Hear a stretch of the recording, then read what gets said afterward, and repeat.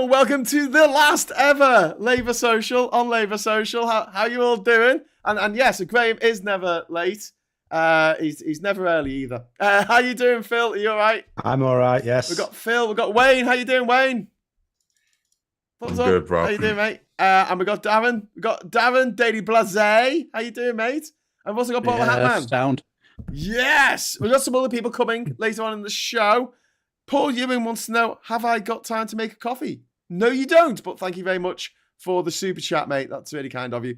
So this is the last ever Labour Social because we're changing the name of the channel to Politics Social. And there's a few reasons for this. The main one being that, like, people were going, I won't come on because it's called Labour Social. So if they were like Greens or SNP or they were just pissed off with Labour, they were like, I'm not coming on because it's not. So we're calling it Politics Social because that's more sort of neutral territory. Another thing is Labour's going to win the election, touch wood. And when it does, I don't want to be seen as a government mouthpiece. I don't want the channel to be seen like, yes, we're telling you what the government is saying. Like they've paid any attention to us. Well, exactly. That's the third reason they're not paying any attention to us. They don't care what we do. I was expecting at some point for them to say, hey guys, you know, I know you're doing your own thing, but could you just tone down the swearing a bit? But no, they haven't. They haven't said anything. So whoa! I feel attacked right now. And the last thing, Wayne, is that we're supporting on this channel. We're supporting tactical voting in this upcoming election, which you're not supposed to do in Labour. You're not supposed to support tactical voting because you're telling people to vote for other parties that maybe aren't Labour. So I'm not telling anyone to vote for anyone. We're just saying, if you want to get rid of a Tory, there's this tool here. There's a tool. Is it Rishi Sunak? But a bunch. Well, anyway. I mean, he's crowned a magnificent week again, hasn't he? Do you see the heckling? That GP. All I can say is this new season of The Thick of It's amazing. A Tory party member heckled him in public. Yeah, she did. Really? Yeah. It was a GP banging on about, there's like 2,500 GPs that ain't got a job because of you. 37,000 GPs aren't going to vote for you. Absolutely straight. And all he could do was that he does it every time he gets caught out with an awkward question. He just has that stupid nervous laugh, but it just makes it way worse. Yeah. Mm. And this is the problem they've got. That the Tories at the moment, the polling is wipeout territory. It's so they have to do 93. Something. They have to do something. The thing is that every time Rishi Sunak does something, he makes it worse. It's like, we're only going to win 50 MPs. Right, you need to go out and do something. He goes out and does something. Shit, we're only going to win 48 MPs now.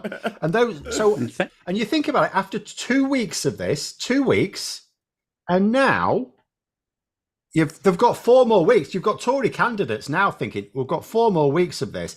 And they're desperately trying to think to themselves, what is better? We can't just not do anything because then we're only going to have like 3 MPs left. But at the same time, every time they get Sunak to do something, it's worse. It's a complete. It's a control. I got. Can I just say a big shout out to Marcus Allshorts? How you doing, Marcus? Woo. Over in France. Bonjour. Bonsoir. Bonsoir. He stayed in France then. He managed to stay in France. Yeah, he escaped. He escaped just before the Brexit door closed, shut behind him. But he's still connecting to audio at the moment. So while we're waiting for Marcus to be able to join us, in spirit and in audio. Simon J. Wobble, thank you very much for the first super chat of the last Labour Social. When you say go home, tell them of us and say, for your tomorrow, we gave our today. And Sunak couldn't even give his today. Despicable. Yeah, couldn't agree more. That was shocking. He's just a shit prefect. Let's be fair. Yeah. He was a prefect when he was in Harrow. Harrow. He was a Harrow prefect. Darian saying, great to see all shorts. And 91 Leeds saying, hey, Marcus. And so Larry the Cat is saying, ha, ha, ha, he, I'm the laughing gnome. Call me Drippy. Okay, Larry, thank you very much. Stay off the drugs. That was a David Bowie song, The Laughing Gnome. It was an actual real song. Ha ha ha, he, I'm the laughing gnome. You can't catch me. See, the thing is, when this woman heckled him, his timing for doing that uncomfortable laugh couldn't have come at an even worse time, because somebody shouted, "That's because you GPs spend more time on holiday, love." Then he started laughing. Yeah. I mean, it's because, of course, he's surrounded. But this is the thing, like, what they need to do, it's quite clear at this point. When Sunak's doing these public engagements, he needs to replace all the actual members of the public with Tory councillors with high-vis vests. That's the only way just NPCs. Just NPCs. Just like a field of just like generic characters. Do you remember last weekend when, I've forgotten her name now, that cretin at the Telegraph wrote that article, sort of like whisper it, but like Sunak's making a real breakthrough here type thing. I can't remember the exact headline. There was a Daily Telegraph article that was really going, actually, this is all looking really good for Sunak. And she has even now had to say today, this is aged like milk in 30 degrees sun. But the thing is, it was not true a week ago. But now, I mean, it's absolutely... It honestly feels like we're going to the Simpsons episode where Mr. Burns is running. I can't remember if he's running for mayor or something like that, and he has, I think, Lisa read that card. He goes, "Mr. Burns, your campaign is being described as a runaway success." Yeah. It's just like, are we getting to that level where that is going to happen? I hope it does. I've got a super chat coming from a general election. This is just the live action version of the thick of it, and you will not convince me it's anything else. We got a live action super chat coming from Alan Poe. A question for Phil: have the candidate lists been updated on any website? As it looks like there are only 4 in my constituency and none are Tory. So that sounds great. It'll take a while. I know I've got a link somewhere. I know someone is doing a Google Docs. It's one that, it's open to the public. I'm just going to check. It'll have lots. First of all, it's being updated at the moment. It'll have lots of heavy traffic. So I'm just going to have a little check on it now before I post a link in the chat. Yeah. But this may be, I'll just post it in the chat. It may be of some use. It may be of some use to you. Have I got audio at some point? But yes, you have. Moment, we can hear you. We can hear you, Marcus. It's all good. Sorry, Phil. Go on. I'm just going to say, I don't know exactly what they're going to do with it. So it links to all the candidate lists for each constituency. So that's a really good resource in that link. Okay. Just bear in mind, give it a few days to maybe die down, because there might be loads of people. It's just a Google Docs. There might be loads of people, and it still needs updating. Loads of people going on it and crashing it and stuff. But there is someone who's, and I've forgotten who did it now, to credit them, but someone. Bill, as the resident Fico in this ensemble, what is there a it's about me?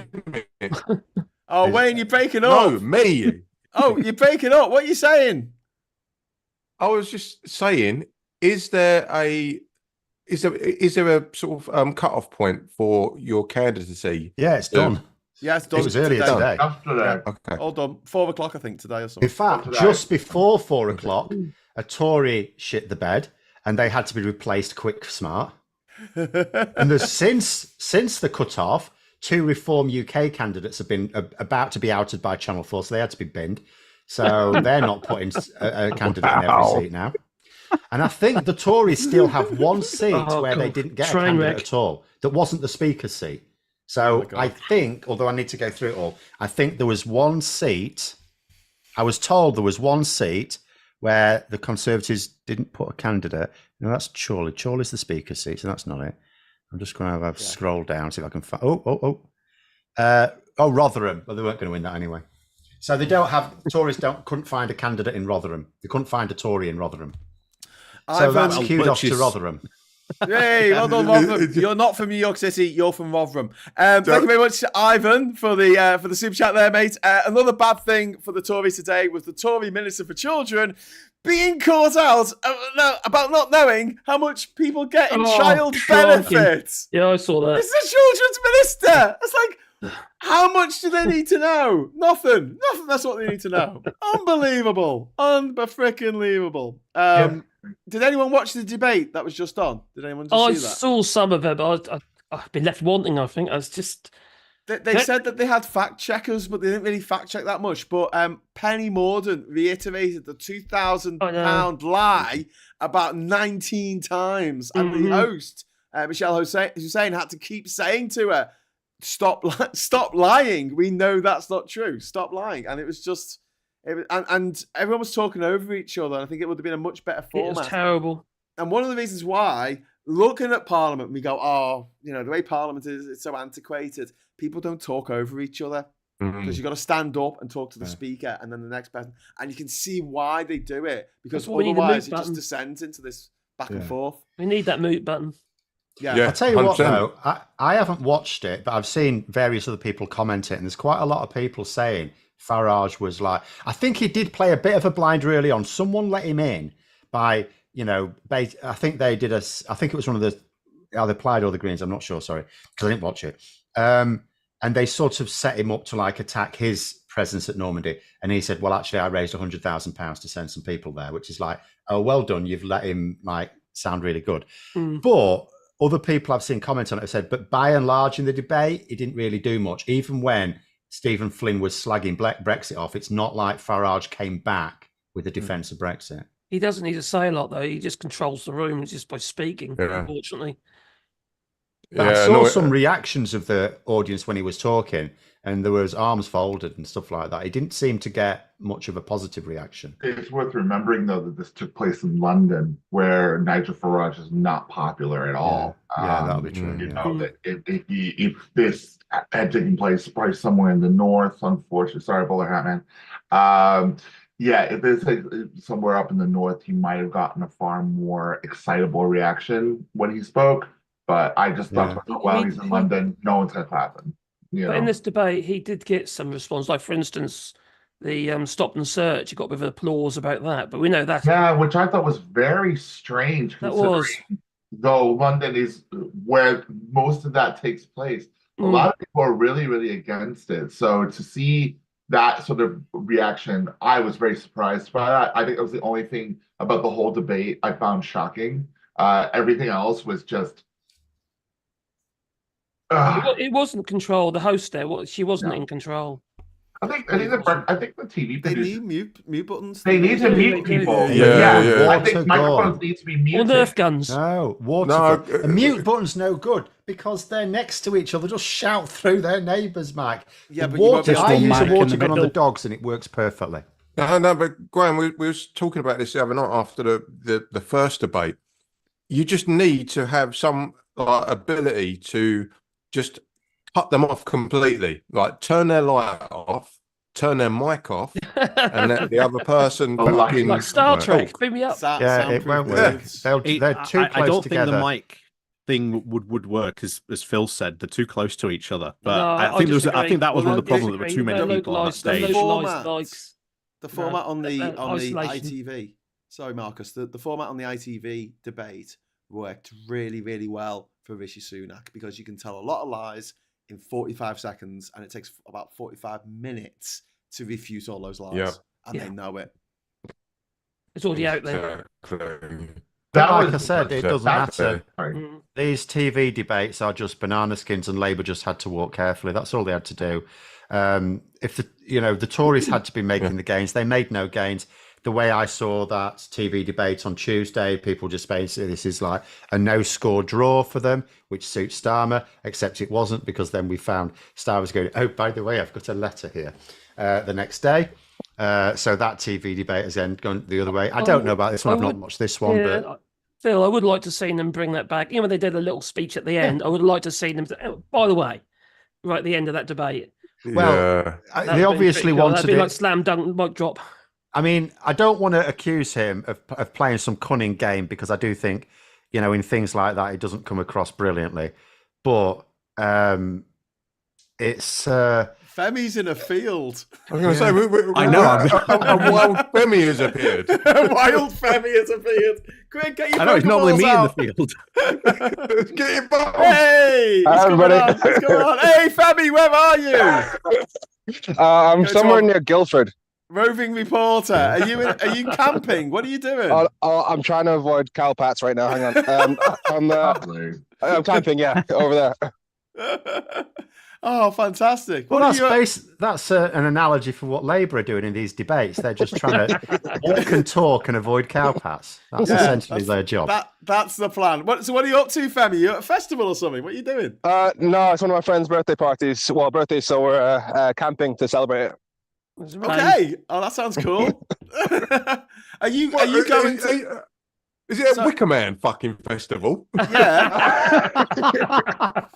No, there's like yeah. a river near here, so we're gonna jump in the river and do like just basically hang out in the summer sort of thing. Are you That's sure about brilliant. going into waters Oh, in the open like that? Or are you Just don't swallow any of the water. You'll be fine. Yeah. Exactly. I did have that thought. So I heard they screw up your pee hole. Are you gonna dive in like Ed Daver? Yeah. which is fucking Can nuts, we just by the say way. that Ed Davey diving diving into deserves so much credit during this. He's having Diving so into- much fun. diving into water you know is dirty in order to prove that it's dirty is a wild move. Oh, it doesn't make any sense. Well, I to me. still remember that Indian politician who was like, people were saying the river was really dirty, so he drank a glass of it to prove it wasn't, and then he ended up in hospital. Oh, shit. Oh, do you know what? Obama did the same thing, didn't he? When he went Went to to Detroit. Detroit. yeah, Flint, Detroit. Michigan. Oh, yeah, sorry. Flint, and he asked for a glass of water, sat there and drank it. Went, Oh no! "Yeah, it's all cushy here." And then he just sort of fell over. So Femi, are you going to the Bylines Festival? Because isn't that just directly after the election? Are you going this year? Oh, maybe if somebody gets me a ticket. Okay, yeah, that's the way. That's the way I'm thinking. Also, I'll go to Glastonbury Is if that anyone will Femi's get me trying in. to blag? I wasn't going to go to Glastonbury, but now I've got a reason to go to Glastonbury, which is to have a big flag, a big fuck off flag with "Stop the Tories, vote" written on it, so I can get right in the front of the crowd and swing it about when the big bands are on and get it all over the See place. GoFundMe page coming any minute soon. Speak to Chris Moyles. He's always giving out flags for Glastonbury. Yeah, and I've also I could just go around putting stickers, "Stop the Tories, vote" stickers on all of the Portaloo toilets. We've got Alec Barrett throwing in £2 super chat. Thank you very much. Forget water guns in the debate. Get a gunge machine from the 90s. Yeah, we could do one of them. And Janus DM, thank you very much for the super chat. One or two, DB8 seem more balanced versus the BBC seemed more balanced versus ITV, which is too biased for unpatriotic Sunak. Sunak was awful for D-Day. Yeah, couldn't agree more. Right, Graham, get rid of the guns tank. Get Yeah. old school from Bugsy Malone splurge guns. Splurge guns would be good. Someone said in our chat, because I was doing a watch party, they said, to open the trapdoor under Penny Mordaunt, which would have been so funny. Like Doctor She would have Evil liked style that, though. trapdoors. She would I'm have not liked quite it. You get dead. 3 interruptions and then it's the trap door. Her hair would have let her float all the way down. Like her hair would have acted as a. Or maybe Yeah, milkshakes. But She she would do it chairs deliberately like then. in what's it, Graham Norton, where he has the confessional chair and you have to press the button. Oh, the red button. Yeah, the red button. They should have the red button. That's it. You're ejected from the debate. Farage would have been out in the first 10 minutes. The ITV debate. Because she wants to, doesn't she? She didn't want to be there. Yeah. We got another super chat from Janus. Thank you very much. Saying, liked Rayner, did hold punches, but did call out Tories lies. Next time, cut in more aggressively, even for one word. Hate to ask, but what was the £18 billion from the SNP? And also, Phil, love you getting everyone to vote campaign. So yeah, you get a bit of love. And also, we've got a John Morton has appeared as well. All right, John, how you doing, mate? Hello, everybody. You all right? You good? Hey, yeah, we're good. We're good. We just watched that debate. Femi didn't. He's in the field. He's camping. We've got Femi until the light goes, and then that's it. Unless he's got night vision on his phone. Femi, your mate's birthday party. Do you want to give your mate a shout out because it's their birthday? Okay. Yeah, it's my friend Teddy's birthday. Teddy. There you go, Teddy. Happy birthday, Happy Teddy. birthday, Teddy. Woo! Happy By the way, birthday, Teddy. the ITV debate is mad because like often when you call out bias, like obviously you're calling out bias from a position that might be biased, but with that one, objectively, the fact that there was no mention of Brexit, which is literally the title of the manifesto that the current government was elected on, is objectively insane. Yes. Wow. I'm sorry that Stephen Flynn brought up. He Brexit. mentioned it, but I think it wasn't. Femi's talking about the ITV debate between the leaders. Excuse me, I'm sorry, I got confused. I apologize. No, yeah. Stephen Flynn was awesome today. I did catch that bit on social media, but the ITV one a few days ago, no mention of Brexit from the audience, from the host, or from Starmer or Sunak. Nuts. The RTV one was absolutely fucking Don't dog shit. mention the Brexit. Yeah, It was let's dog get him up shit. on the screen. Paul, thank you very much for the super chat. Get the Lauren Boebert debate moderator. Awesome. I've missed that one. Was there a debate moderator for Lauren Boebert? It was just like He was shut something up. special. Just shut up. He literally held all their feet to the fire. It was Oh, I've got to it watch was this. incredible to watch. Did he ask her what she was doing in the theatre Pretty much. with her dates? Pretty much. Yeah. Like it was embarrassing for everybody up there, really. Like he pulled no punches. Boba is an absolute car crash in a Well, yeah, it doesn't help. Absolutely. I just want to bring John in here because I've got a question for you. What's the latest on your local Tory, Richard Holden? Well, yeah. So Richard Holden, which Wayne might have a few things to say as well on this, but so Richard Holden's been parachuted down here to Essex, all the way from. Is it Cumbria? It's some of No, it's Durham. Oh, It's Northwest Durham. Durham. He would never leave the north. It's a constituency next to me where I am. Astounding. And what's happened is It was. I know a few of the local politicians in the area. Obviously, mainly Labour, Lib Dem type people, and a few of the Greens as well. And I know a couple of the Tories, and and the Tories, I have to say, to their credit, they've parachuted this Rick Holden down, and they've all just gone, no, sod off. We don't want him. We don't want this guy. We want our own guy to fight the scene. Do you know they've actually said they're not going to campaign for him? They're going to go next door. They're going to campaign for South Basildon and Thurrock instead, which is a slightly more safer Tory area. But not when I'm about. Well, the thing is, though. Sorry, let me rephrase that. When Wayne's not around, it's incredible, and loads of Basildon, I'm in a few of their Facebook groups because my son is there quite a lot as well. They hate that. Even the Tories just really don't like this Rick Holden guy. They do not want him. It's astounding. Explain this then, we're not John. having him. Why has he chicken run down there? Because it's not a safe seat, this election. Because Northwest Durham disappeared. Yeah, that doesn't matter. You're not telling me they want a seat between Durham and Essex. Because that seat, if you look at the polling, Labour are taking that seat in all places. It looks tight. But if you consider the Farage it must be because effect, they don't like him. They just don't like him. So It's why do you 500 want a seat fucking that's miles not away. a safe seat? Well, look. Back in the old boundaries, the old 90s and 2000s boundaries, it was a bellwether. Whoever won the election would win Basildon. They split it in half, and when they split it in half, it just became safe Tory. Now, Phil's right. There's a good chance that it could go red. But the stickler is Billericay. Basildon, they'll probably go Labour. Billericay, very, very Tory.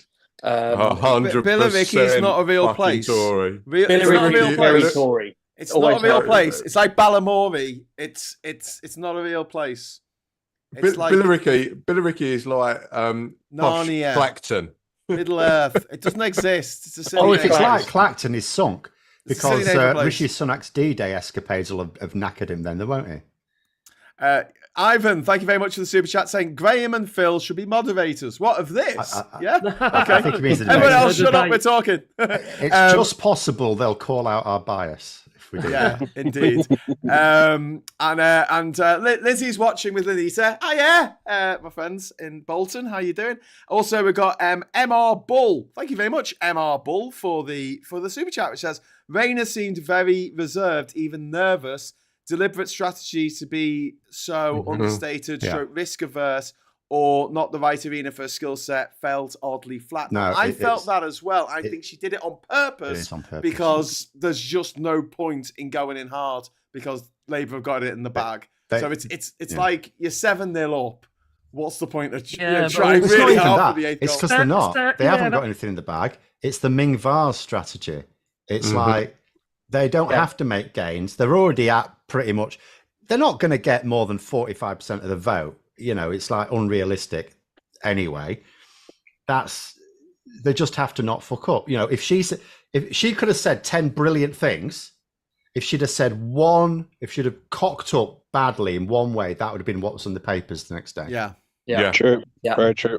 That's true, but it must be pretty intimidating and annoying having that woman with a sword fucking shouting in your ear constantly. On the feed, I had a frog but she's emoji. standing up and fighting, isn't she? I had a frog emoji for Farage, and when Farage was on, a frog emoji went over his face, and I had a dark helmet PNG from Spaceballs. Spaceballs. And whenever Penny Mordaunt was on, the dark helmet face went over her. So I'd love to know who cut her hair, or who did her hair. Rick Moranis. It was dead Thatcher. It was Margaret Thatcher. That was Lego. You know what I don't understand? Lowered in by Chinook. The Twitter memes were amazing. Her hair got bigger and bigger as the. I'll tell you what I don't get about Tories. So all these female leaders all want to like imitate Thatcher, but you don't see any of the male ones coming in with like a pint of champagne and a cigar in the gob, do you? Why don't they all want to imitate Churchill? I mean, Boris Johnson used to bang on about him, but he didn't actually imitate him, did he? He did. He wanted to, didn't he? With his, I'll fight them on the beaches.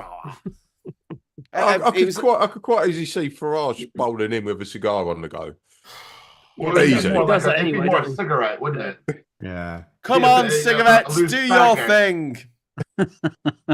And yellow corduroys.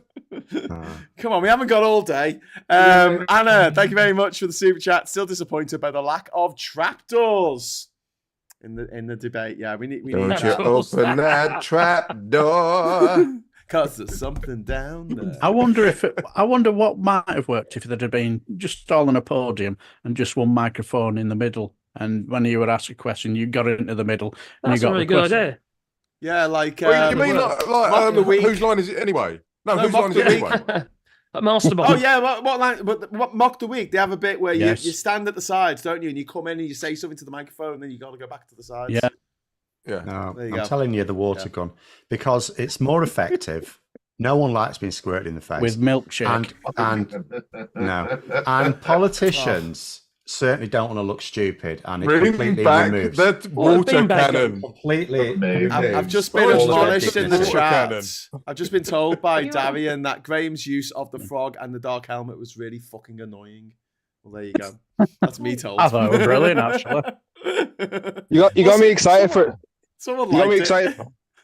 You got me excited for a second when you said the thing about there being only one microphone they have to rush towards. Because I was picturing like the Hunger Games where they all start on the podium and they'll have to run towards the one mic and fight for it. Good job. Well, except Mordaunt would have fancied her chances in a fight. She could have brought a sword along. Yeah. Hey, Femi. Mordaunt and Angela Rayner having a fight. That could be quite epic. Has Rayner got a sword now? She could have borrowed mine. It's quite heavy now. She put out a stiletto. I've got a question. I've got a question for Femi. Mm-hmm. Is he in the field trying? He's sort of like dodging Tice. Is what happened there? Oh, that was legendary. When Tice I never heard what happened. Dodging. Yeah. What happened with Tice and Femi? Tice tried to sue me about 4 years ago. I can remember you doing the video. So I tweeted because like Leave.eu, they did a tweet where they had George Soros, a Jewish billionaire, Holocaust survivor, holding puppet strings controlling Tony Blair, which is anti-Semitic as all hell. And I tweeted that Tice had set up a anti-Jewish organization because he's the co-founder of Leave.eu. And he tried to sue me for it. He sent me a letter saying either pay, I think it was £10,000 to a charity of my choosing, and apologize publicly and hit the tweet down. And I managed to get a pro bono lawyer who sent the letter back and was like, "What do you want to do?" Blah blah blah. And they were like, "No, we're gonna go for you." So I was just like, "Okay, cool. I'll do a video calling you a complete snowflake and telling you the exact opposite of what you claim to be. You're supposed to be Mr. Free Speech, standing up for the little guy, and you with your London lawyers are shutting down somebody for a tweet." And he eventually backed down. So that was fun. Free speech for the people who deserve it. Thank you very much to Johnny Copperhead for the super chat saying, Ming Vars, what kind of talk is that? There's Coffee who impersonated Churchill with the cigar. That is true. Yeah, she did actually. Yeah. I thought she was impersonating a bag of rubbish. I don't know. Let me tell you something else, by the way, in relation to Tice. I've had a horrendous couple of days because I drove to Clacton for Farage's opening. Sorry about that, bruv. Yeah, sorry, Did man. you have the milkshake? Sorry, you had to go there. Very sorry. Me with the milkshake. Yeah. I think Femi just passed it to that woman, didn't you, Femi? Now, while I was there, I got the most incredible footage. I spoke to a whole bunch of reform supporters and even one of the guy who was originally supposed to stand there instead of Farage. And I spoke to Richard Tice, and I asked him basically, hey, your whole thing is Brexit hasn't been done properly.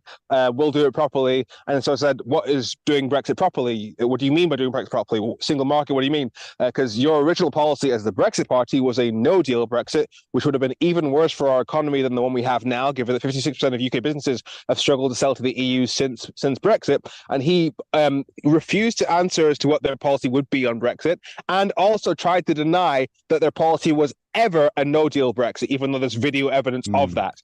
So, and unfortunately, even though that interview would have been incredible to publish, the audio got corrupted on the way home. Oh no! That's terrible. So I rescue it with AI. In future. Get an audio record a separate one. I opened the file and it was just zzz, and the thing is, and you know, some of you might have seen the video of me and that woman that that accused me of trying to shoot her. What? So that one I did. Hold up, dial it back a bit. What? Someone accused you of trying to shoot her? Yeah, well, she wasn't all there, Femi, was she? Yeah, so this Reform Party supporter, I basically brought her to task on the Islamophobic stuff that Farage had been saying, and when we finally got to the point that yes, Farage has been saying stuff that isn't true about Muslims to scare people, she was pulling back into a corner. She said, was like, "Well, what do you want to do? Shoot me? You can shoot me if you like. It's a free country." So she completely flipped. No, you can't shoot someone. But Femi, it's a free country. You know where that comes from. You know where 100%. It's obvious where that comes from. It's obvious where that comes from. Yeah, no, that's blatant. Yeah, I called her Karen in the video, but that video that I put out, that was after about 18 hours and 40 quid's worth spent on AI just to recover that audio. The Thai stuff is gone. Fuck's sake. Oh, damn it! I'm telling you, if someone would have said that to me, right, I'm not as controlled as you. I would have been like, why are you saying that? I want to shoot you. Why are you saying that to me? Yeah. Where does that come from? Fortunately, I take my anger out by exposing them for the bigots that they are. So I just had to sit there and be like, okay, cool. Yeah, there's a point where it comes to nodding and smiling, and then there's a point where it goes like, you're being a fucking cunt. Oi, Oh, wait. sorry. There goes the neighbourhood. Oh, there goes the There we monetization. go. All right, can someone give a super chat to make up for Wayne's fat potty mouth? There is a super chat here from Adrian Byrne. Evening all. Been singing 4 weeks today. F the Tories. Proper earworm. Have a good weekend, everyone. 4 weeks today. The Tories. I like it. And I like the fact that Scott's background has changed to Very good. To The hair. Penny Mordaunt's hair. And yeah. And That's also the scale, by the way. yeah. And then It's the advert for Burger King on the back on the side. It's a bit Barbarella. Yeah. We're getting Jane reports that the Fonda. Danish Prime Minister's been attacked in the streets. Have you seen Jesus. this? Man assaults Danish PM Mette Fredriksson in Meta Fredriksson in Copenhagen. Jeez. Where we just were. We just were. Assault and beaten. The Prime Minister's a woman, by the way. Assaulted and beaten the Danish Prime Minister Mette Fredriksson on a street in Copenhagen. There's not much details coming through at the moment, but that is absolutely horrific. It comes 2 days before Danes head to the polls in the EU. Jesus. Bloody shocking. hell. She's the head of the Social Democrats over there, so I think they're the more left-leaning people over there. Absolutely disgraceful. And it goes There was to show, another attack earlier this week, wasn't there, as well, of a leading politician in Europe? I've forgotten who now? A right-leaning one. I can't wasn't remember. Farage, was it? Because No, it wasn't in this that country. was a No, milkshake. no. And people going, well, what if that had been acid? And I was like, well, it wasn't. What if Yeah, it but had been a even gun? so, it's still What if it assault. had At been a the end of the day, what it was, and it's just why it does no one any good. What it was someone who wanted to drum up support for her OnlyFans page. You know, that was, and it worked, and that's what she was plugging the very next day. Did it, Phil? Did it work? Well, I don't know. Phil, how was plugging it the next how day. many pictures have you got? The bomb. What? No. So before I go, because I am losing the light here. On that milkshake thing, my position has always been it's not about what Farage deserves, because he deserves a hell of a lot worse than milkshake. He deserves jail. It's about what's smart to do. It's about what's strategic for us to do. And if you open that box which is marked physical intimidation, the far right will take it to a place that we cannot afford for things to go. So it's not about what they deserve. It's about what we actually want to happen and playing it a few steps forward. Look what happened as a result of that. 100% agree. 100% agree. Yeah. All right, Femi, thank you so much for coming on the show tonight. My pleasure. For our last Labour Social. We'll see you on the Politics Social. On the other side. Bye. Bye. I'd just like to take this moment to advertise Ed Davies' World of Adventures, opening a theme park soon. He's just living his best life. And also that video he made, the video he made this week about carers actually made me cry. It was a fantastic video. The thing is, as well, best video I've seen in a long any election brilliant. video Yeah. I've seen in years. That was just you got a hand to the guy. That was brilliant. Yeah. When he did, first of all, when he did that thing on Windermere, I thought, what the hell is he doing? But then, you know, when you consider the only time I'm seeing anyone report on the Lib Dems is when he's doing one of these stunts. So it's obviously the only way they think they can get any media attention. Of course, Otherwise, no one would have seen that. small Phil, I told you this is what I told them to do. This is what I told them to do at the conference in 2018. I said, you've got to start doing mad stunts so you get in the news. And they must have just taken it on board 6 years later. Or maybe they just, you know, evolutionary convergence. I've got a load of super chats to get through. So first of all, we've got Brad W saying Farage didn't have milkshake thrown at him. It was cream to treat thrush. Oh, thanks for that. Caniston, as they are both disgusting and keep coming back. Ivan, thank you very much for the super chat. Now that things could only get better, can't be used, are there any alternative songs? Why can't it be used? They wouldn't have wanted to use it anyway. Why not? Because, like, Labour are more than happy these days to associate themselves with the fact that the last Labour government won elections, but they don't want to be considered the same sort of Labour government. Okay. But I can't think of another song. I was thinking. Like, also, Gold can by you Stand- do you Stand remember? Up Do you not Ballet. remember That's 1997? Do you not remember how stupid Neil Kinnock and John Prescott looked at that party when it was playing? Oh, when they were trying to sing along. Yeah. They Can were you just imagine step Keir out Starmer in line. that situation? No. making a tit of himself, his first act as Prime Minister. Can we not? He's not going So to leave the music out. Did you see him at no, the start of that debate? It's not for them, it's for us. Tim, thank you very much for the super chat. Remember, Farage said green energy is expensive. Afternoon low, 4 pence. Yeah. He also Farage, lied. He lied in that debate. Yeah. He's going on about the tariff on it, but on a few people took his subsidy for green energy, but he failed to point out the fact that green energy was cheap, and they had to tax it to bring it in line with gas. And yeah, you have to bring it up to the highest. I would say to that point, if Farage walks out of that spoons that he got milkshaked at, take a little look to the left, and you'll see a massive wind farm in the sea of your constituency that you're running for, right? Yeah. So wind your fucking neck in, you dickhead, right? And do the right fucking thing. It annoys me so much. These people watching. Yeah, I agree. But the UK has got in Europe it's got the least percentage of renewables than the rest of Europe. France, for instance, 20% of the power is from renewables. The UK is 3.8. Yeah, and we've made it harder to get renewables in people's houses. Yeah, exactly. Yeah, and there's been a ban on onshore wind farms since 2015, an effective ban on them.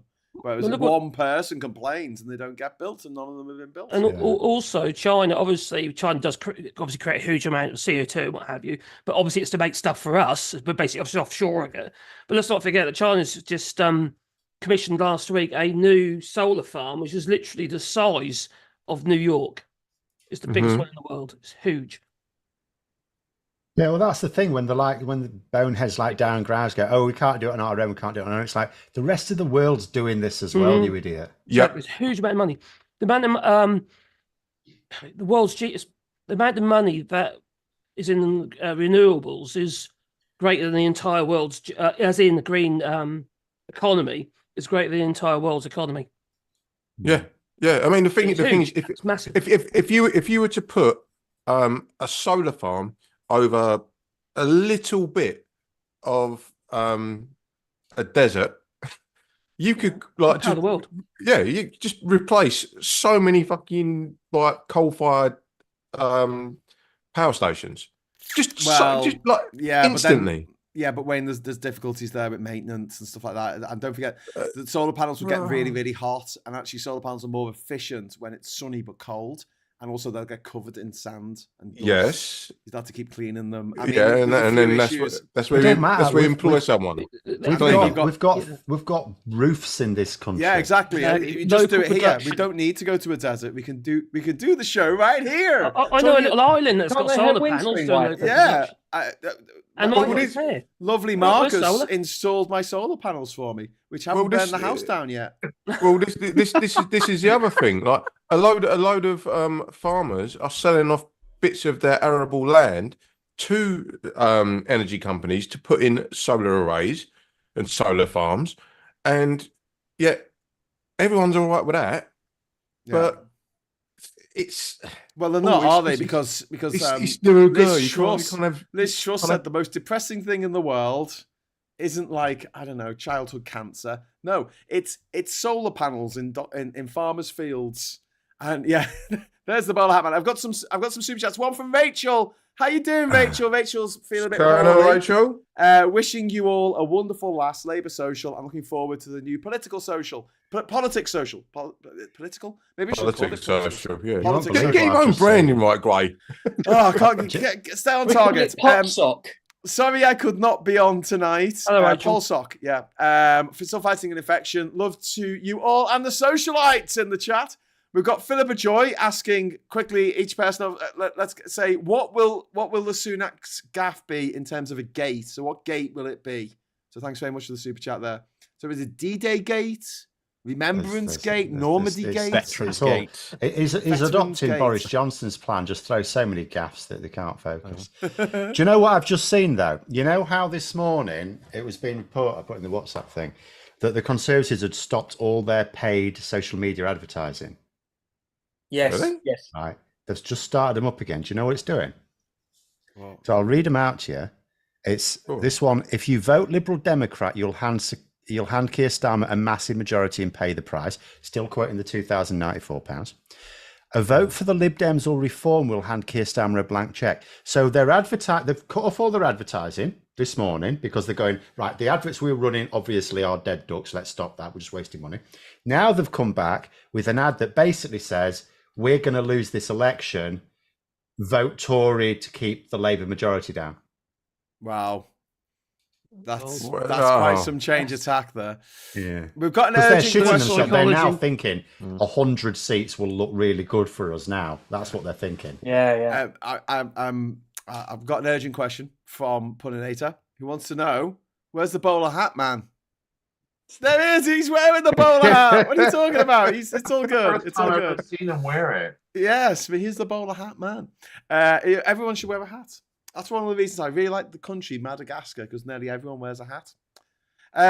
Alec, we need to bring the hats back into fashion.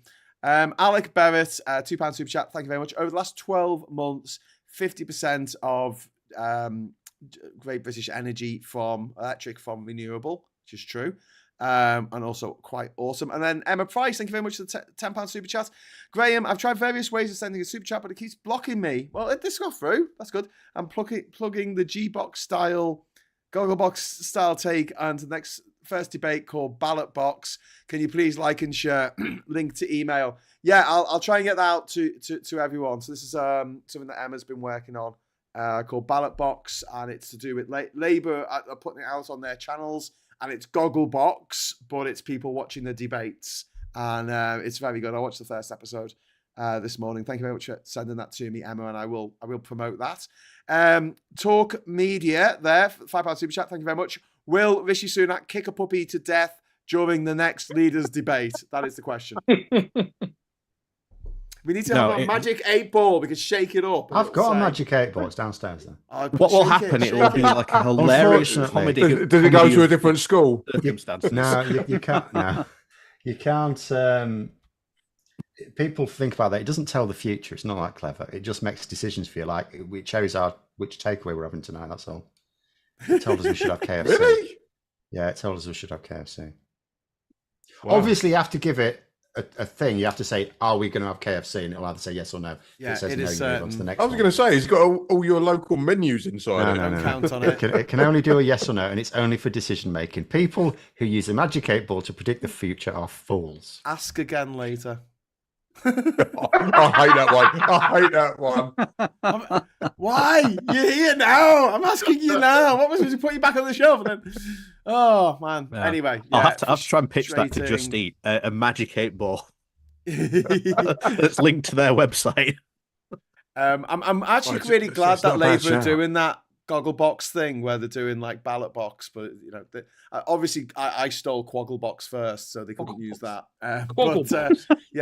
Quogglebox. It's when we watch Question Time together. We have like a watch party, and it's called Quogglebox. Anyway, that's good. I like that. I like that. I'm going to put that link, the link that Emma sent me. I'm going to put it into the chats there if you want to see. Did you watch Question Time? Did you last night? Yes. Yeah, because I missed it, and I hear that a member of the audience had some benefits of Brexit. I heard it was so funny, Yeah, Marcus. The whole audience was like, they were asked, "Well, has anyone seen any benefits of Brexit?" And no one put their hand up except for one young Tory weirdo who just went, "Sovereignty. The thing is sovereignty. It's all the sovereignty that I've got, all the sovereignty I could ever want." And it was just like, really? What is wrong with you? I went onto Twitter and I couldn't see it on there. It's almost like certain clips they don't show anymore on Question Time's Twitter page. Yeah. Like, the audience was sat there waiting with bated breath. You know, Brexit benefit, sovereignty. After we don't mind Brexit over here. It's actually doing us quite well over here. They need asking what this sovereignty is, though, because we now take these rules. We don't have to follow these rules. Yeah, but we are following these rules because we're still on trade. Only we don't now decide them. We used to decide them. Now we don't. Yeah, that's a good point. And also, there's a new set of regulations just come in for deforestation regulations. Have you heard about them? Yes. Basically, there's certain products such as palm oil, wood, That's and right, things. Basically, you've got to prove its provenance. Where is it from? Basically, you've got to make a concerted effort, which is going to put a huge amount of onus on companies, what have you, and also it's going to it's going to block the UK, because obviously the UK isn't doing any of that stuff. And how do we know in the EU whether or not your products that have been sent here are any good?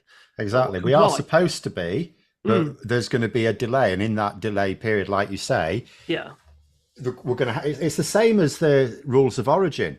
You know, to get away with that, you've got to chase. You've got to get all the paperwork together. So even if your product meets the rules of origin, you've got to collect all the paperwork together to prove it, which is a cost in itself. Yeah. I've got some chats to get through. We've got David Downey. Thank you very much for the super chat. How late are you stopping up on election night? We're staying up all night, mate. All night, all through the night. I'm going down to London, I hope, and meeting up with Aid and Supertansky and various others. And we're going to all be streaming. And Scott and John, I guess. And this mug. Yeah. I get to meet Wayne in person and touch his bum. We've also got one from Emma Price. Thank you very much, Emma. Janus has got a question for us. Phil, check your vote vid for more than I've ever given to Labour Social as support. You are a trooper, so you might have a little Christmas bonus in there. My question not answered here is on the 28 billion from the SNP. I think it was 18 billion, wasn't it? All I believe. I will be voting for Labour, but need to know why. So the question was, I think the question is, Janus, you might need to write that again, but I think you're saying what was Stephen Flynn talking about, because he kept on banging on about this 18 billion that was uncosted. Right. So put it this, all I will say to this is all political parties will say of all other political parties, your spending plans actually amount to this amount extra compared with what you're saying.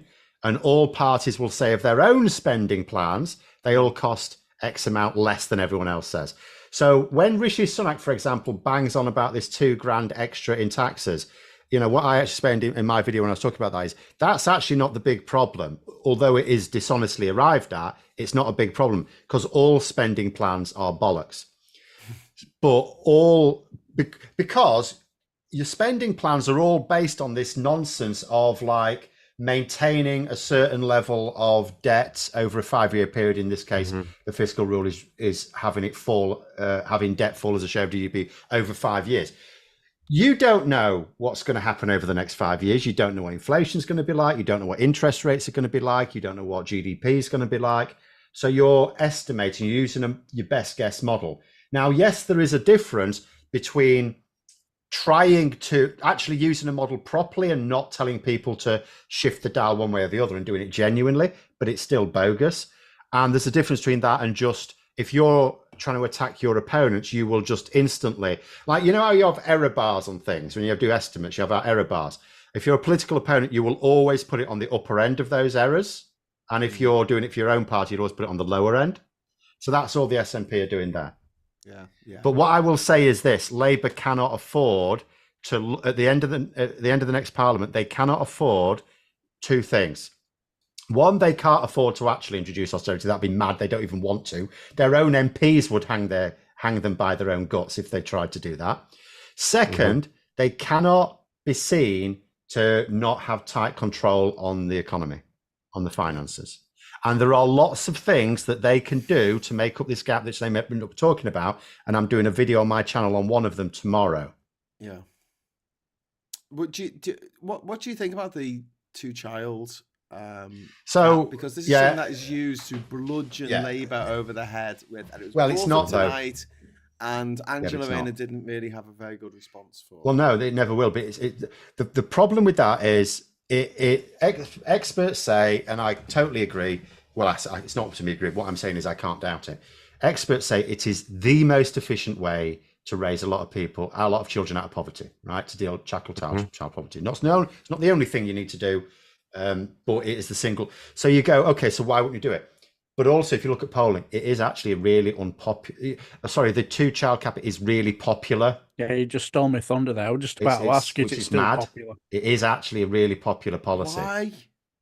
Because people think horrible. we know need why. more British people, and you it's like watch more telly than I have. You know why? It's Benefit Street and all that bollocks. Oh, these scroungers who just work at it. Shouldn't have Jeremy children. Kyle. Shouldn't have children if you can't afford them. All this bollocks. Jeremy Yeah, Kyle. but- was the Different show circumstances they presented. changed, don't they? But Yeah.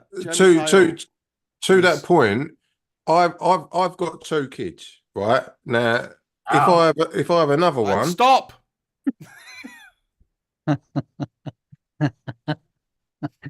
if I have another one, that one is not regarded to be decent by the government. Yeah.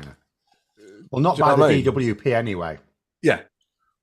But hang on, if you have two kids with one person and you have one kid with another, does it not split because they don't have any kids? No. are you telling us something, Ryan? What? No. Is this news? The thing is, you I've can't. not managed to. I've not managed to fill the The world. thing with that does my head in as well ginger is that I always say this. I wouldn't mind it of the Tories if they were at least honest. If they had these shit policies, these shit ideas, but they were at least consistent. Because at the same time as they're saying stop having kids you can't afford, they're also saying, well, they're actually saying 2 things. First of all, they're not saying that to the people who are going to struggle to pay the private school fees.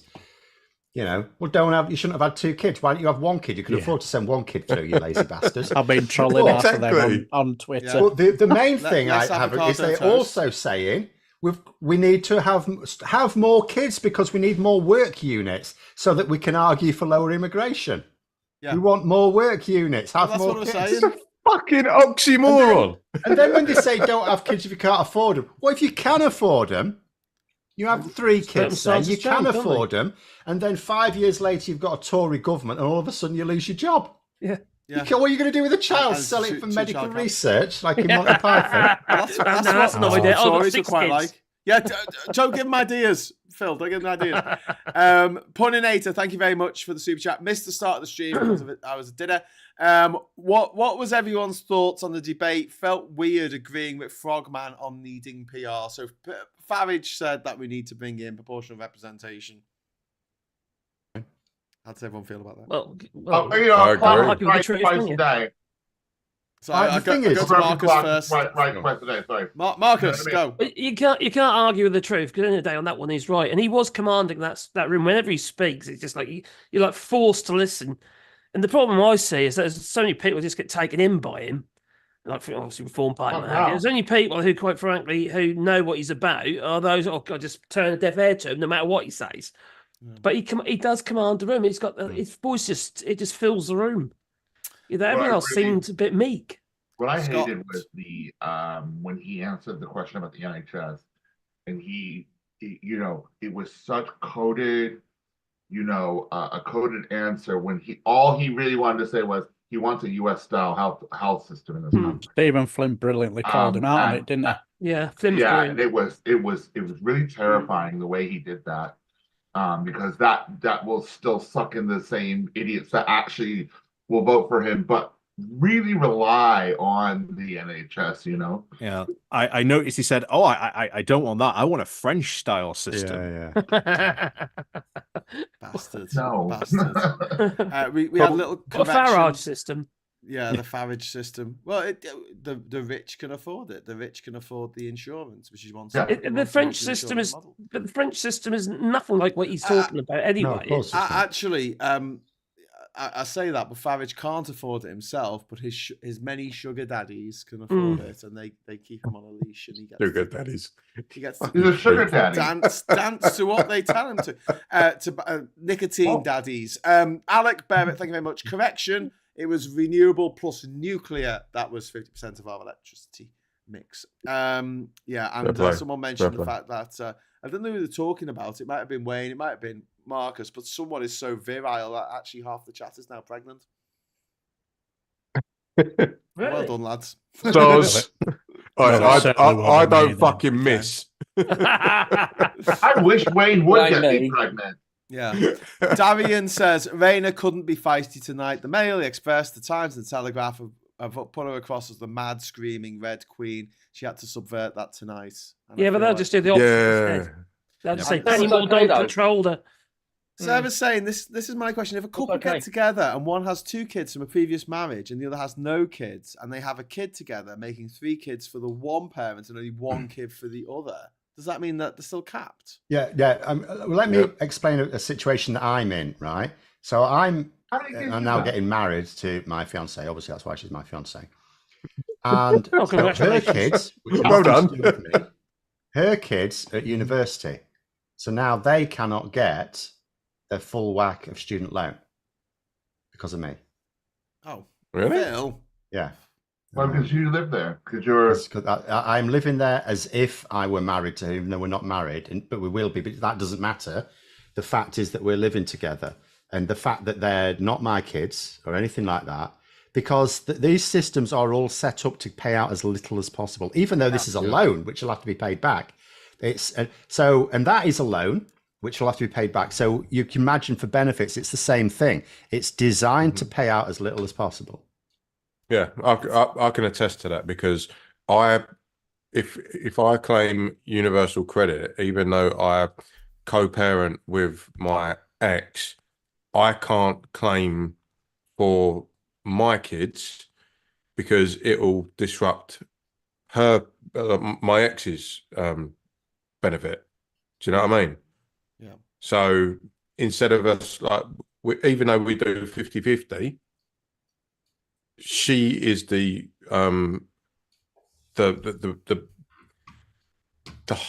what's the word? She's the sole caregiver. Yeah, no. She's the primary Caregiver.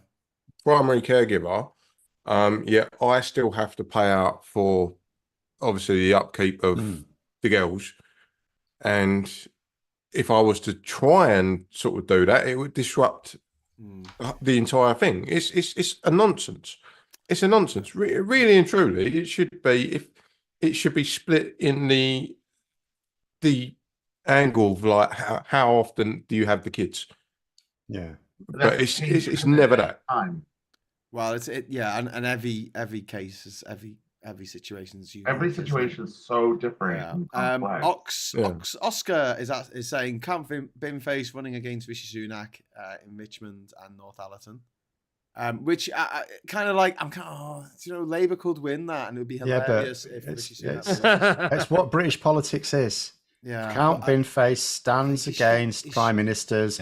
Monster raving loony party thing. Elmo will be about somewhere. The dolphins are gathering at Clacton. Yeah, this is British politics. And also, I've got Jane in the chat saying, I only got through that debate because of Graham frogging Farage and Vader Mordaunt. Thank you very much, Jane. I'm glad someone appreciated my style. I thought it was brilliant. Thanks, brilliant. My kind of humour, Graham. Low tech. Alan Poe, thank you very much for the super chat, mate. Is it true Tice is having Farage's misses, and is it an open secret? You might well think that, Alan. I couldn't possibly comment, but thanks for the super chat. Damien, thank you very much for the £10 super chat. This vote, I have 4 times voting power. My son and daughter, first-time voters, are coming home to vote Liberal Democrat. My wife wants Labour, but in Guildford, only Liberal Democrats can oust the Guildford's Tories. Lib Dem. So Guildford, Guildford thank Lib you Dem. very much, Damien. And you'll feel a bit more cool saying that next week, and Wayne can admit to voting Tory next week because the channel's going to be called Politics Social rather than Labour Social, so you won't look like such massive traitors to the cause. But yeah, no. By the way, we have gone full circle because Femi is in Guildford as well, isn't he? Yeah, net zero Tories. That's what we need. No, Femi's Birmingham. Femi lives. He's in Guildford. Right he's in Guildford. No, he's in Guildford. Yeah. Janus, a bit love coming in for Ollie and Bowler Hat Man. Love your vids. Keep it up. Sorry, all started 3 to 4 years ago with Phil and I've followed since. I really like there's a bigger community out there for me to learn. Oh, thanks, Janus. That's really nice of you. And then we've got another super chat coming from Puninator. Thank you. Puninator's been very, very, very generous tonight. It's because Ollie keeps wearing his hat. Keep it on, Ollie. Keep it on. Did the Tories manage to fill all their candidate lists? Apart from one. Ooh. There's going to be so many. Really? Wow. Yeah. There was a woman on Ian in a Dale show earlier. I can't remember her name. She was supposed to be a conservative candidate, and I think she's been chucked out. There was Is Ian Dale back on LBC? Yeah. Oh yeah, he went crawling back for his job. He got he's got his job back, has he? Yeah. Bastard. Amazing, God, right? if you did that, Scott, if you were in work, right, and you picked up a goldfish bowl and said, I'm leaving, who's with I'm me? leaving right now. I'm leaving right now. And then, like, 3 weeks later, you to be go, fair, I don't think he actually swore at his Sorry bosses. about that. Can I come back? Sorry, yeah. It reminds me of that, you know that meme where it's like, fuck this shit, I'm going home. And it's like, oh, sorry, I need to pick these up because I've got to be back on Monday. Exactly. What? Wasn't there a story? I forgot. It was like a stand-up comedian telling a story about this time that they quit on the Friday, and then they were like, "Right, that's it. I'm leaving. I quit. And then over the weekend they realised that they needed the job, so they just turned up on Monday like nothing had happened. I just didn't say anything. I just like went into work and kept working, and they were like, "Yeah, I thought you said you quit." Just sitting there at the vending machine going, "You all right, bruv?" All right, mate. Yeah, right. You quit. I think you made a big You're scene of making it. a coffee. Did you quit on Friday? Yeah. You told the boss to fuck off, and he did a big poo on his desk. What the hell? All right. Thanks. They saw the funny side of it. Bants. It was my evil twin brother. Gurdit Rihal, thank you very much for the super chats. Who do you think did the best and worst for their party in the debate, and will Labour Vision's name also change? I prefer to keep it. No, we'll be keeping Labour Vision the same. Yeah. We're only doing it for a few more weeks, and then... Yeah, that's what I mean. It'll not be carrying on after the election. Yeah, no. But it doesn't need to carry on after the... I mean, release the bastard manifesto, and I've got something to talk about. What I was thinking, Phil, is once they release the manifesto, I think we should do a show going through the manifesto. But we could pick out the main bits. I'm not just going to sit there reading out the bloody... Yeah, no, don't be reading out. But like, we could do it together if you want to. Do you know what Labour have done? I'm actually really furious about this. Do you know what they've done? They've deleted the 2019 manifesto. Really? I wanted a copy to check something out. Oh, that's It turned out a few months ago they just deleted the old thing. Yeah. I can't find a copy anywhere. Off their website, but I also can't find a copy anywhere. If you try and find any article that relates to it, it always links to the Labour website, as you would. That's earlier manifestos, you'll find a PDF form somewhere, but it was all digital last year. So it was only on the website. Absolute. See you next Tuesday. Do you not have a physical copy? I don't know.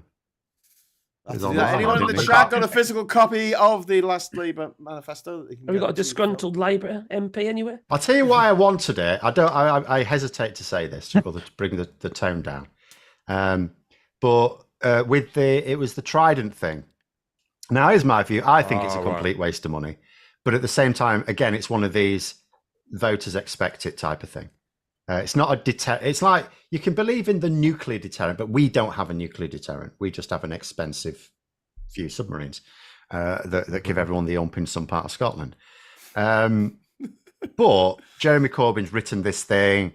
Oh, it's absolutely ridiculous that you're doing this, blah, blah, blah. And I'm thinking, so in the 2017 manifesto, I think you were leader, weren't you? You committed to Trident. So that's interesting.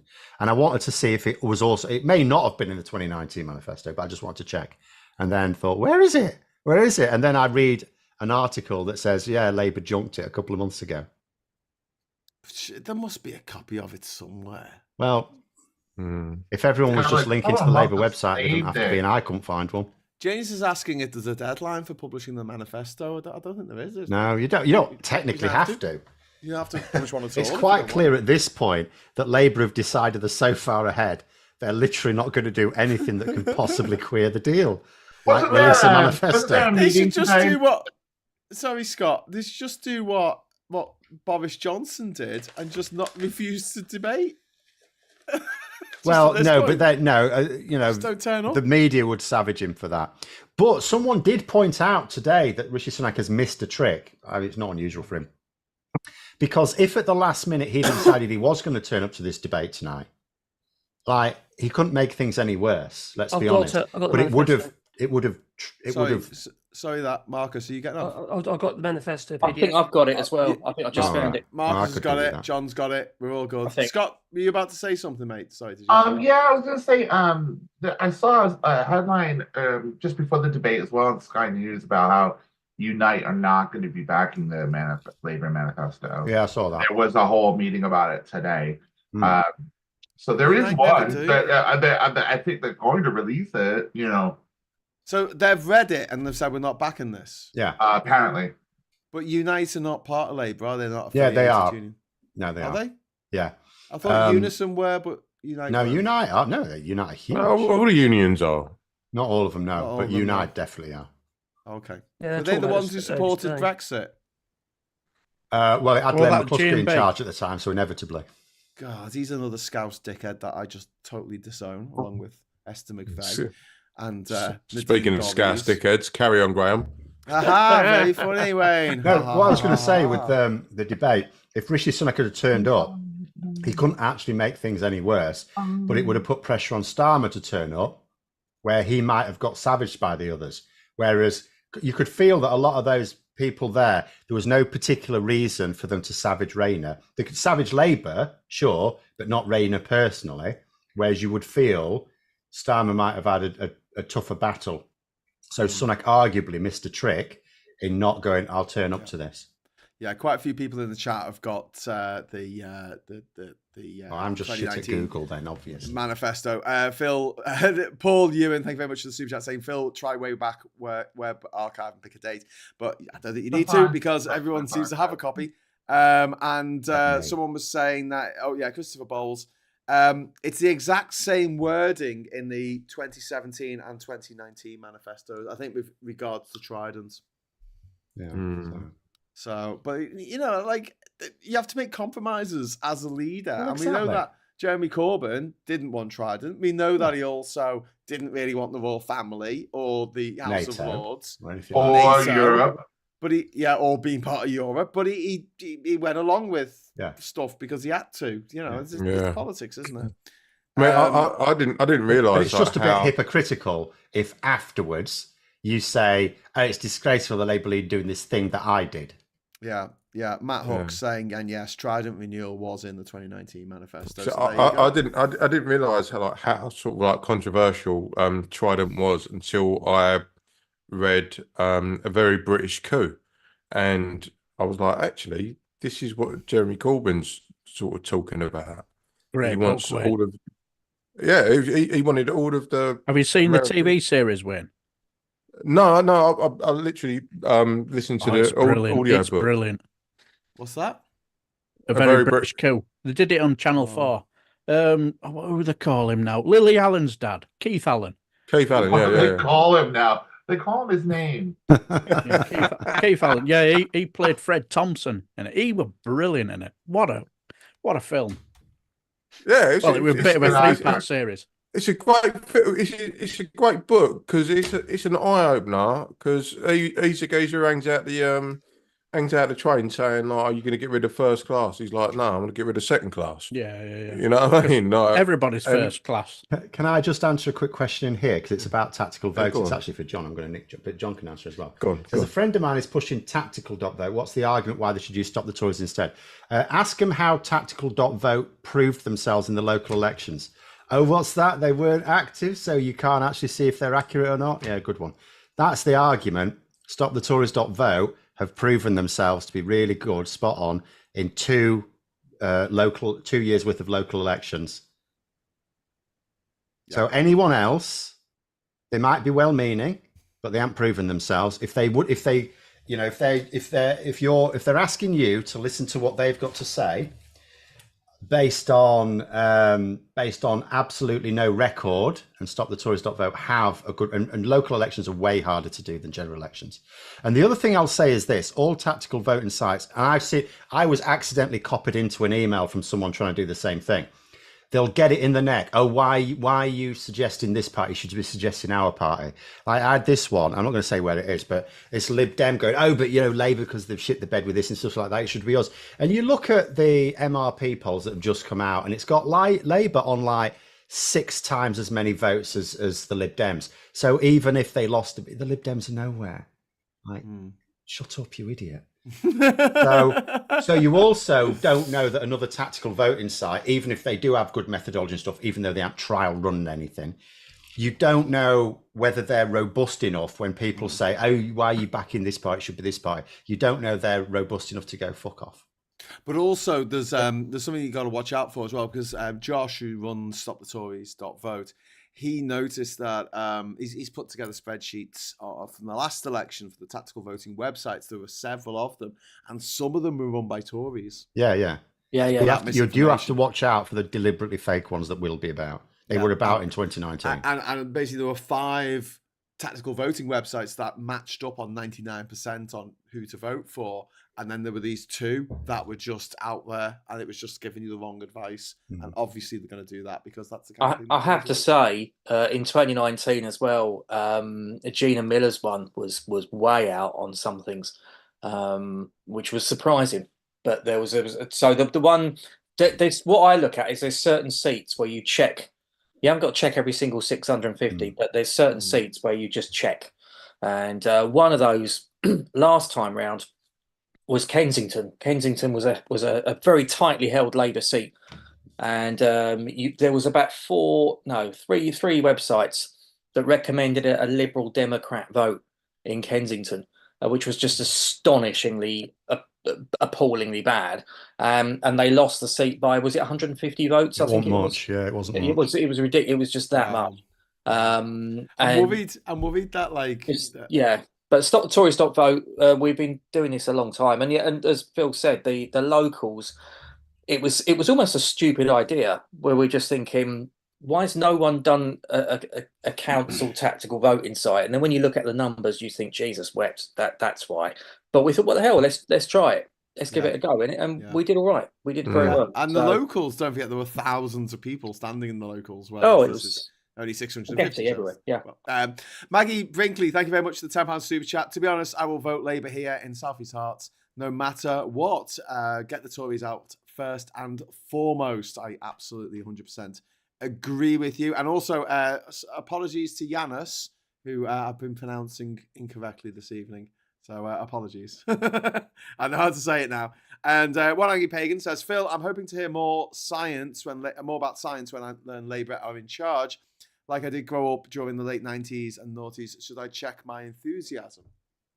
I mean, I don't think they're going to send science tutors for everyone else, but it depends what you mean. I want to bring back Equinox on Channel 4. I don't think they determine programming. Back. I want Horizon. Equinox was good. Nah, fuck that. Bring back Games Master. No, don't. How can you? Patrick Moore's dead, and Dominic Diamond is 1,000,000 years old now. I know. The Horizon used to be fantastic because it was written like a whodunit. They'll have like the scientific mystery, and then throughout the hour of the documentary, they would unravel this thing. It was absolutely fantastic. More recently, they've got the dickhead from QI, that posh guy, or the more posh actually, and he turns up. No, the idiot one, Alan Davis, Lovejoy, whatever his name is, not Lovejoy. Alan Davis. He was the Jonathan Creek. Jonathan Creek, that's the Jonathan one. Creek. Yes. They get Jonathan Creek to turn up, and he goes, "But what is energy? I don't know." And then he goes up to scientists and it's like, "What is?" And it's like a parody. It's like Diane Morgan when she's doing Philomena Gunk. The thing is, though, about things like that is YouTube's really good for that because you've got actual scientists do really good stuff. That sounds like a really shit mystery hour. Yeah. Talk Media, Talk Madia. Sorry. Thank you very much for the super chat. Is Gina Miller in the private school mafia? The answer to that is, what do you think? She's actually, she. I don't know if you saw her tweet, but so the seat she's trying to fight is Epsom and Newell, right? That's Lib Dems all day, right? That's going to go Lib Dems. And she did a tweet to complain at the Lib Dems that they weren't stepping down for her. Just if you want to see someone that's jumped the shark, go and find that tweet. It is. Why doesn't she just join the Lib Dems or the Greens? Yeah. We've missed Carol Vorderman. Our friend Carol was on Have I Got News for You tonight, so please catch up with that on iPlayer afterwards. And would Carol Vorderman be up for another series of Take Nobody's Word for It? I'm not. Vorda's is absolutely like just going light speed at the minute with regards to politics. She's absolutely like decimating the right wing. It's a shame there's not more. It's a shame there's not more people. It's a shame, but it's outlets. It's Like, outlets, isn't it? And Pete's Emoji saying Horizon and Equinox rock. They absolutely did. Maggie says, in our time, Rutherford and Fry, both on Radio 4, worth the license fee by themselves. And Lucy says, can we have science shows back where experts keep saying we just don't know? Well, no, I would like QBD on the BBC. There's so many great shows back in the 80s and 90s, popular science. But they didn't treat the audience like dickheads. I'll tell you what. I will say this right now. I will get Professor Howe on this show. Well, not this show. This is the last episode, Wayne. Well, the next incarnation of this show. The next generation. Right. I'll get him in. Professor Howe. I kept thinking about doing a science channel, but I couldn't decide what the focus should be. I still don't rule it out at some point, but I don't know what the focus should be. I would like there to be a science show, and I'll call it QED because I think that's a great name for a science show. Where it's three people who are scientists who go out and test scientific things, and they have like an audience, and it's all done in an old lecture hall, and it's a bit like Top Gear but science, and they go on adventures through science. Yeah, but this is again, you just have all these really inefficient ideas. That means there's all the expense to it. You need someone in front of a green screen.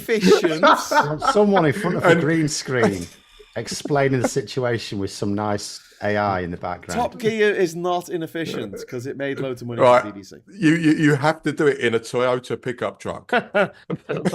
Highways.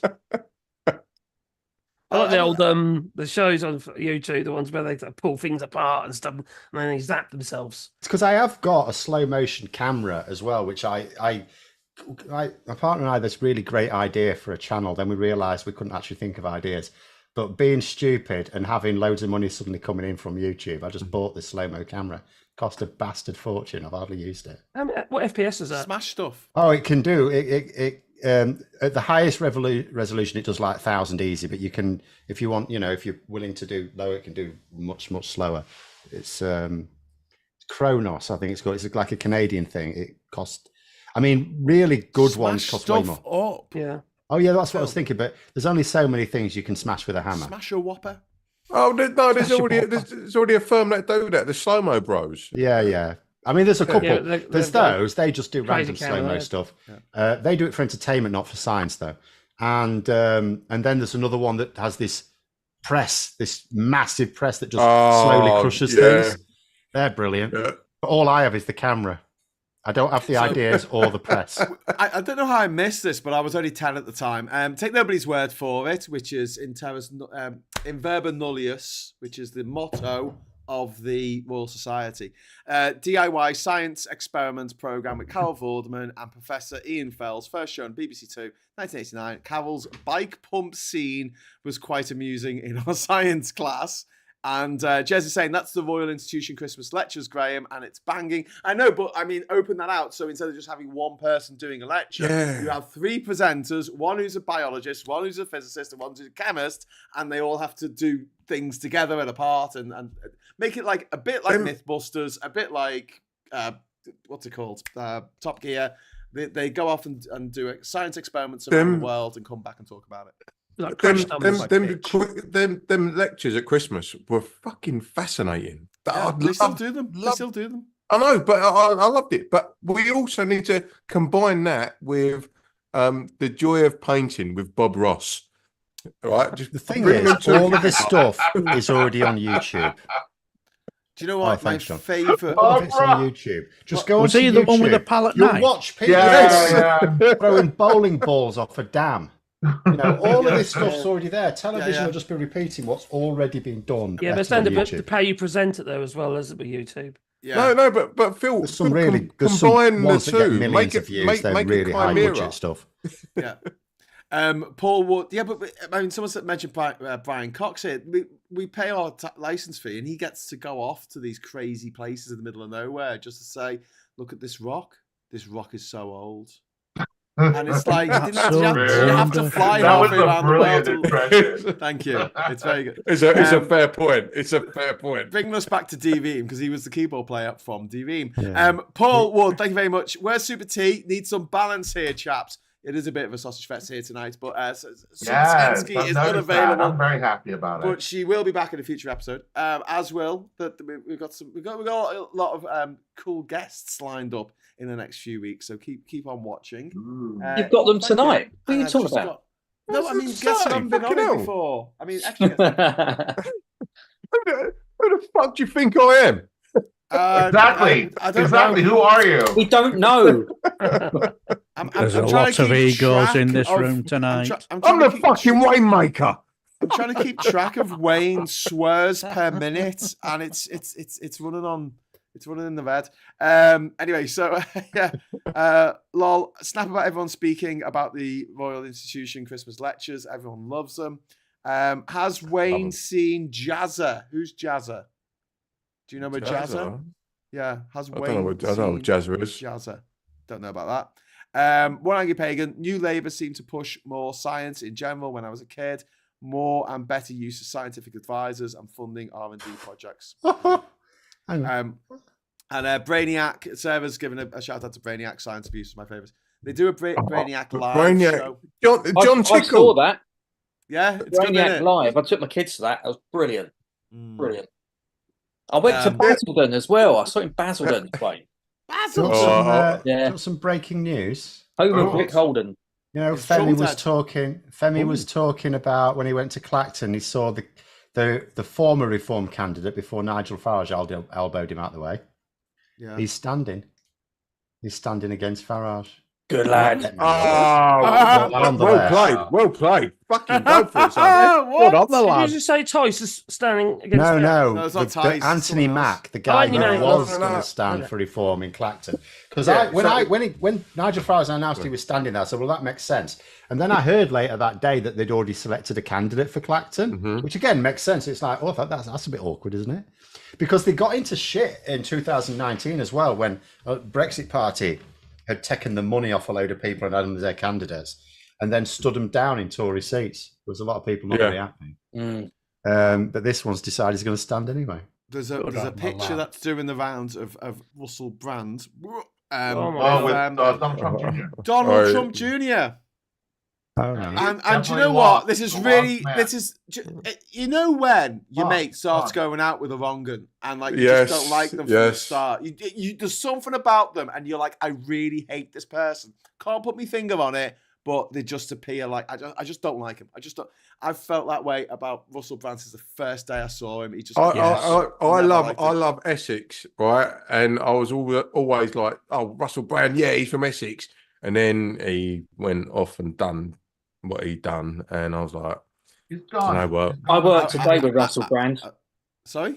I worked today. You went on a date with Russell Brand. What's wrong with now this is an exclusive. Standards. This is an exclusive. I was on Big Fat Story of the Year with him in 2015. About 2015. I was on that, and he was on that the same episode as me. You and your sordid past. Was he the world's biggest C unit then, or was he all right? He didn't speak. He never spoke to me. You're probably beneath him. He was on the team with who was in Mighty Boosh? They were called the Goth. One who went out with 16-year-olds. It was the Goth Detectives episode. Neil, what's his chops? Whatever he's called. Neil, what's his chops? Yeah, from Bake Off. Neil Fielding. Sorry. He went on with Peaches Geldof when he was in his 30s, and she was. I'm so old. He was all right, but Russell and Warwick together as well. Everyone's talking over each other. Right, shh. Right. Pumps has dropped in £10 into the super chat. Thank you very much. Into the super chat fund. Owen Jones. says, Labour have this in the bag and you can vote Green if you want. Is he Bollocks. right or just being a sour twat? Twat. Next. Twat. Oh, wait. Phil, 'cause what do you reckon? The point at the moment. No, in one again, word. The point at the moment. This 45 seconds bollocks. I'm going to answer it properly. I'm going to show what Steve's arm should do. Bill's pulling rank. You fucking taking the horse by the fucking reins. This ridiculous focus. This is my show on now, you it being motherfuckers. about Labour winning. It's no longer about Labour winning. That was 2 years ago. That's how far back Owen Jones is. It's about defeating the Tories utterly. It is about having as few Tory MPs as possible. That is what it's about. Yeah. There is nothing else to be done in this election. Yeah, punish them. And if you want to help the Tories, then that makes you no better than a Tory. Puninator, thank you very much for the £5 super chat. Phil, you could use your science background to test different video games as a sort of theory show. That's never been done before. I don't like this is the thing. I spend most of my hobby time playing computer games, but I actually don't like computer games. There's only like 6 I like, and I just play them. I don't like playing. Like some people just like playing lots of different computer games, and I don't. Pang, Bubble, Bobble. The were ones I used to like in the 80s. Bubble, yeah, that was a great game. Secret of Monkey Island. I used to love Repton, unlike the Acorn Electron. Oh, Centipede. But nowadays there's only like 6. Yeah, do it in the version of Angry Video Game Nerd as well. Get angry and swear. I've got a gaming channel. I keep going back. The problem is I just don't play computer games consistently enough to be worth doing the content. I'm the same. I know what you mean. But I'm just looking here. There's shitloads of candidates in Clacton. Yeah, about 9 or 10. The Lib Dems, Reform UK, of course. The Climate Party. Who are they? I bet they're nothing friendly towards the climate. No. There's this Tony Mack, independent, who was going to be the Reform UK candidate. There's the Greens, Labour, Heritage Party. I've heard of them. The UKIP. In fact, they've been put themselves down as UKIP No to Illegal Immigration. That's the name of their party. Oh God. And then the Conservative Party candidate. Yeah, there's a massive list. What is that? 9 is that? 1, 2, 3, 4. About 9, I think. 8, 9, yeah. 9 candidates in Clacton. Wow, it is. Yeah. Spoiled for choice. Yeah. So yeah, we've got Manic Miner in the chat, and the music of Bubble Bobble. Double Dragon. Jet Set Willy. Yeah, Jet Set Willy. Jet Set Willy. Yes. Our ZX Spectrum. Yeah, me too. Hour. Yeah. What date you won? Phil, Fight and Talk in the chat. Boulder Dash is better than Repton. Can't remember it. Ghosts and Ghouls.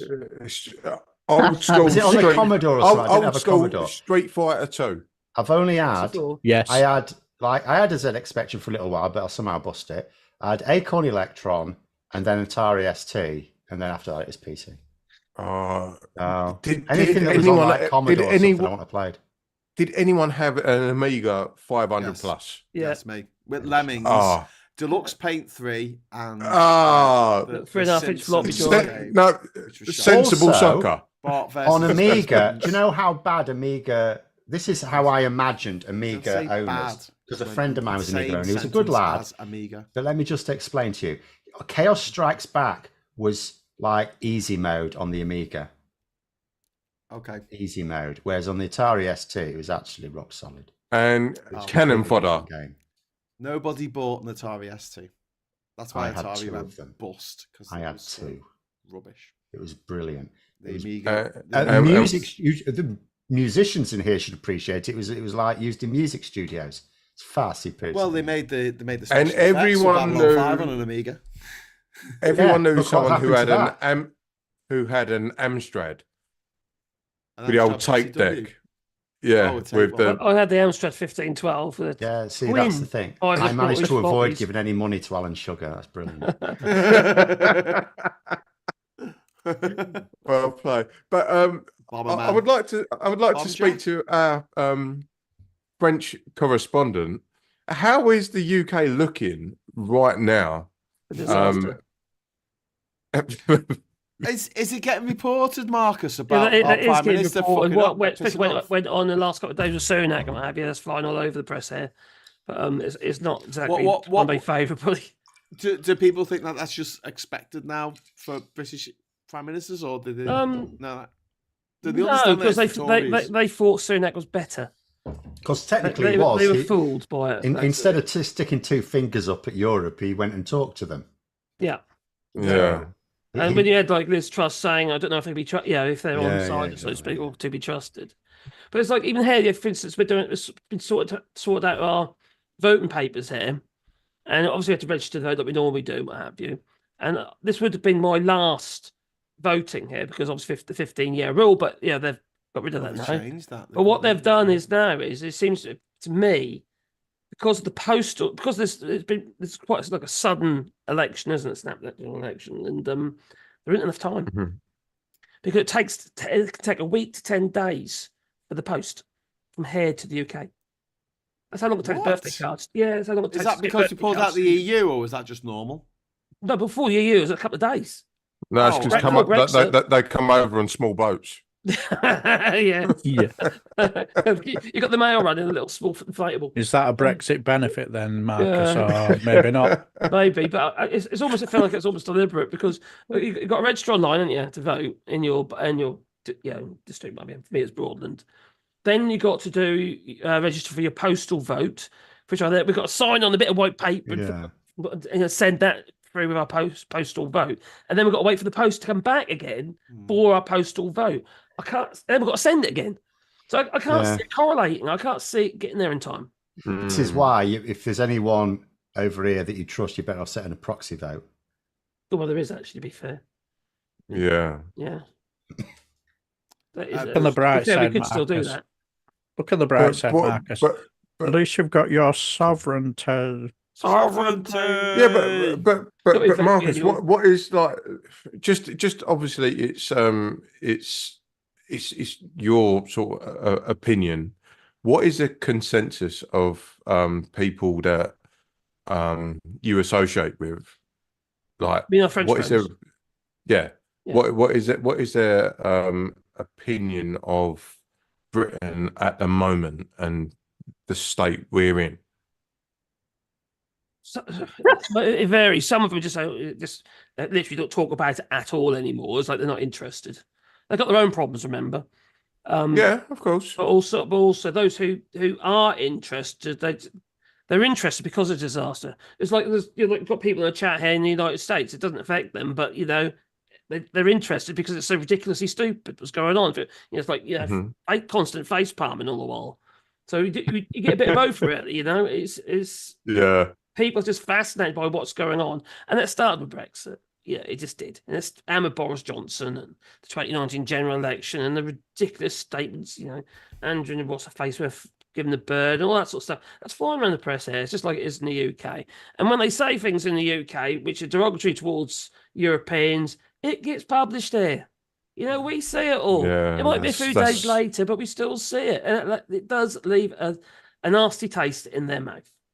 It really does. Yeah. And if you look that's why I was inquiring, because it's like we know more about America than we do about France. And it's, for me, that's fucking embarrassing, because it's like they're 26 miles over there. Yeah. Right. But I've got no clue about what's going on in France, but I know everything about what's going on in, New York or California. Oh, be fair, we do find out when they set fire to Paris every now and then. That's the news. I was actually going to say that. The thing, but that's because they've got hivers on. The thing is, though, all you hear about is what's going on in Paris. You don't hear about what's going on in the rest of the country. And it's just, remember, like France is very much like the UK. France is Obviously massive. got all these different dialects and what have you going on in France. For here, for instance, is patois. And you've got all these different personalities, and people's needs are different. This is a farming community, which is very much Marine Le Pen.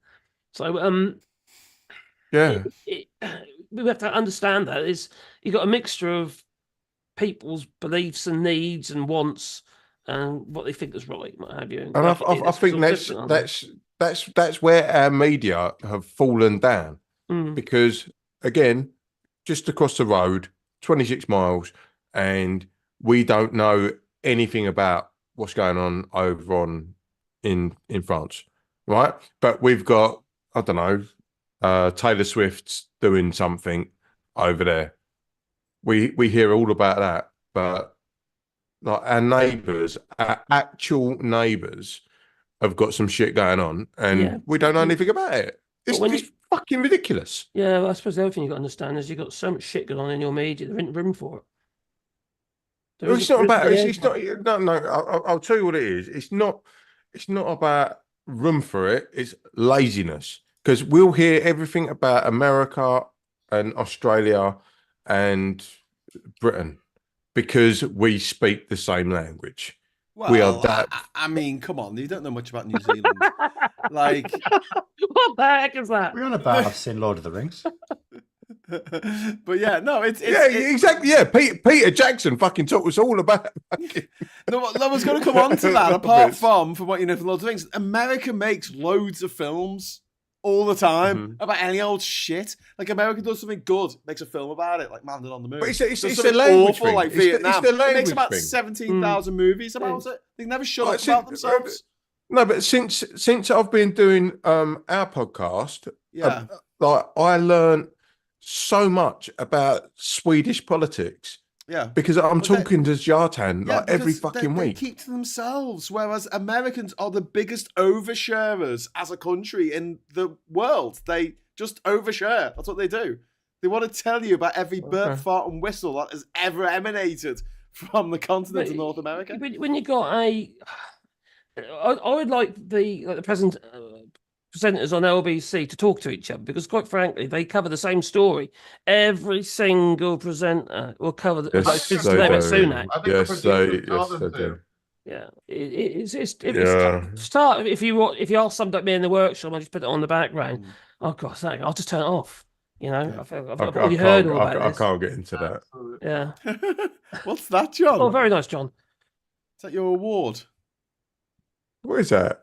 We are literally right. I decided I didn't know John was on telly, so I went on Wikipedia, and I Golden Gods. I went on Wikipedia, and he told me that he won a Metal Hammer Golden God Award. It said that he did, so I asked him in the private chat if he did. So he went and got to show me. There you go. What with that? It was presented to me by Steel Panther. Steel Panther. Yeah. And on stage as well was Tony Iommi, a Black Sabbath. Yes, that is pretty rock and fucking roll. I've got a question for you, John. Who's that dickhead who does X Factor? Simon Cowell. Have you ever met him? Did they ever put you in the studio with him? And he rang me a couple of times actually. Oh, this is good. So what happened was that the day before the chart was announced, he actually rang me, and he basically my phone just went. I remember I was cooking fish fingers for my kids at the time, right? So how did he get your number? Who gave you want a phone number? Cooking your kids fish fingers. If you want steady. If you want a phone number, you can get it. You can get anyone's phone number to a degree. You can. You really can. Yeah. So he got my number and he basically says, "Oh hi, it's Simon Cowell." And I was like, "Yeah, right, whatever." But it was, and he just sort of said, "Look, this is a really tight race, but I've got to say, do you know what? Thank you, because you've got my staff working 4 times as hard, and they're going to be working all that forever now." I was like, "Okay, great." Okay. And but what his fatal mistake, what he said to me was, he said, "Oh, I promise you, it's about neck and neck." Now I'd heard from my mole in Sony exactly the same thing, that it was like neck and neck. So had he not rang me, because I literally was only about 3 hours of the chart left, right? So had he not rang me, I'd have just I was pretty much resigned to thinking, well, we've done all we can. But because he rang, I thought, shit, I've got to do something else here. So I read the chart rules, and I worked out that live tracks count separately, but they count as the same under the same chart announcement. So I found a live version of the song, and I went out onto social media for the last 3 hours going, buy this one as well, because it counts as a separate one. It adds to the tally. Right. Oh, we brilliant. did 72,000 downloads in 3 hours, which is 72,000 is enough to get a number one in any other week of the year anyway. But, So you massage the statistics then. Good. Oh, well, we won. Get a bun. No. He What was it? We won fudged by it. He fudged it. 50. We won by 50,000. So if we This is hadn't done that, amazing. we'd have lost by about 40,000 in the end. So the fact we pulled in 72 in the last 3 hours, we got us over the line. That's how it became number one. If we'd have done that, it wouldn't have worked.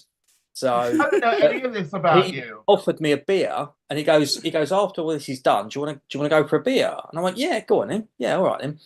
Never happened. Never happened. And he started trying to put PR stuff. Do you remember Max Clifford? Bloody Max. Oh God, His PR guy was Max Clifford, and Max Clifford started doing PR stuff about me. But unfortunately, I had another mole that didn't like Max Clifford, so they were feeding me stuff before it was coming out. So I was actually preempting them in the press and doing all sorts of stuff. So I think I fudged my drink with him, but you know, don't care. Number one, don't care. I don't Well know. done. You got a fucking X Factor off the fucking. What did John? What did you get your Guinness World Record for? What was your Guinness for? It was that. It was a total amount of downloads in 7 days in a week. Or the fast. I think it was the fastest download or something. It was 502,600 so 500,000 in 7 days basically, which at the time was a world record. Oh, wow. Got beaten by, I think, One Direction or Adele or someone like that. Damn it! But it don't matter. Good I had damn you, it for Adele. a bit. So that was all good. It's all good fun. Yeah. My new laptop is. Damn you, Adele. George. Thank you very much for the £5 super chat. Wayne, that's a very important, significant point that you make. Thank you, Wayne. I don't know what it was that you were saying, but I don't know what I said. Thanked. And also, what Angry Pagan is saying, death to all but metal. That's the one. Death to all but metal. They're really nice guys. They're really nice guys, actually. Yeah. Oh, it's all a joke, isn't it? Like they took off their wigs and shit when they're backstage. No, they don't. No, like when they're in their own little thing, they do. Like not like I know they have to play the character when they're at like a show. Do you know they do it backstage. I can assure you. Really? At one of the Metal Hammer Awards, because I won one, I was allowed to go. But I'm allowed to go back to all the newer ones, right? And at one of the newer ones, I was like in the green rooms and what have you, and the sort of the artists only bar, and they act that way all the time. All the time. So John, what was that award that you was holding up just there? It's quite heavy. There you go. What is it? It's a Golden God Award. Golden God Award. Right. I'm gonna match that with the best haircut from the Smash Hits Pioneers Party from 1998 from my friend Scott from Five. That's not even yours, Wayne. But you know, when you talk about death to all but metal, you know what? Do you know who they reminded me? Remember Bad News? Oh yeah, that's it. I work with Rick. I work with him now. Oh, they were so funny. That's all, you know. It's all the same sort of Bad News, Spinal Tap, Steel Panther. It's all, you know. There's like another band at the moment called Raised by Owls, who are like another comedy band. I'm a warrior of Genghis Khan. Got Metal for Life from Simon. Christine Cash has just dropped $10 into the chat. Thank you very much, Christine, for all the cash. And we've got a comment from Alan Poe who's saying Carter USM need a world record. John, get on it. It's all up to you, mate. Sort Carter out with a world record. Hurry up. Most puns per verse. I saw Steel Panther at Brixton Academy. Probably there. Fucking hell. You was probably there. That was the first time I'd ever been to a banked arena. Skindred. Yeah, okay. It's Skindred. Yeah.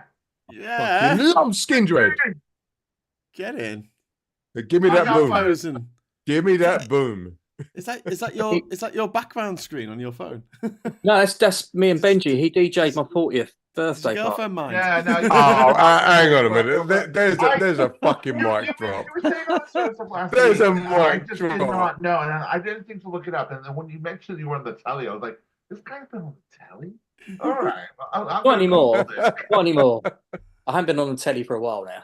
No, but I had no idea you were ever on the telly, so I was like, "Right, well, I'm gonna Google." Scott wasn't paying attention. Scott's doing what Cozy did when we had what's his name? The guy from the guy from Gomez on, who's standing for Labour in Brighton. Tom. I knew who he was. Yeah, but Cozy spent the whole time going, "I don't know who you are. I've never heard of Gomez." And I'm like, "Okay, Cozy, you've told us that now."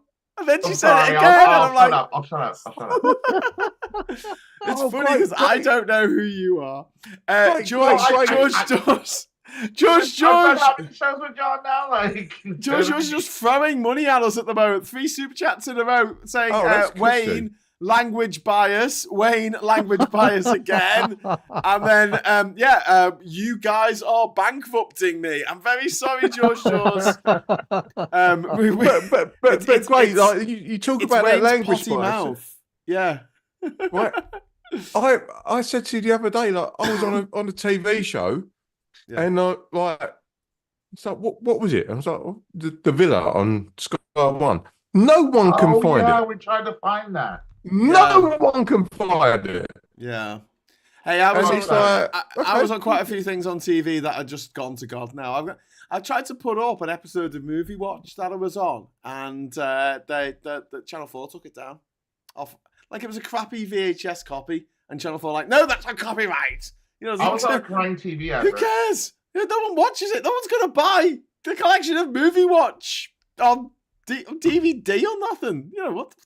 Weird. Anyway, Cassette Boy. This is from Brad W. Cassette Boy did Rage Against the Party Machine in response to Partygate, and Cassette Boy is absolutely awesome. Both of them. There's 2 of them from Essex. Can I just again, lads? Gotta say that.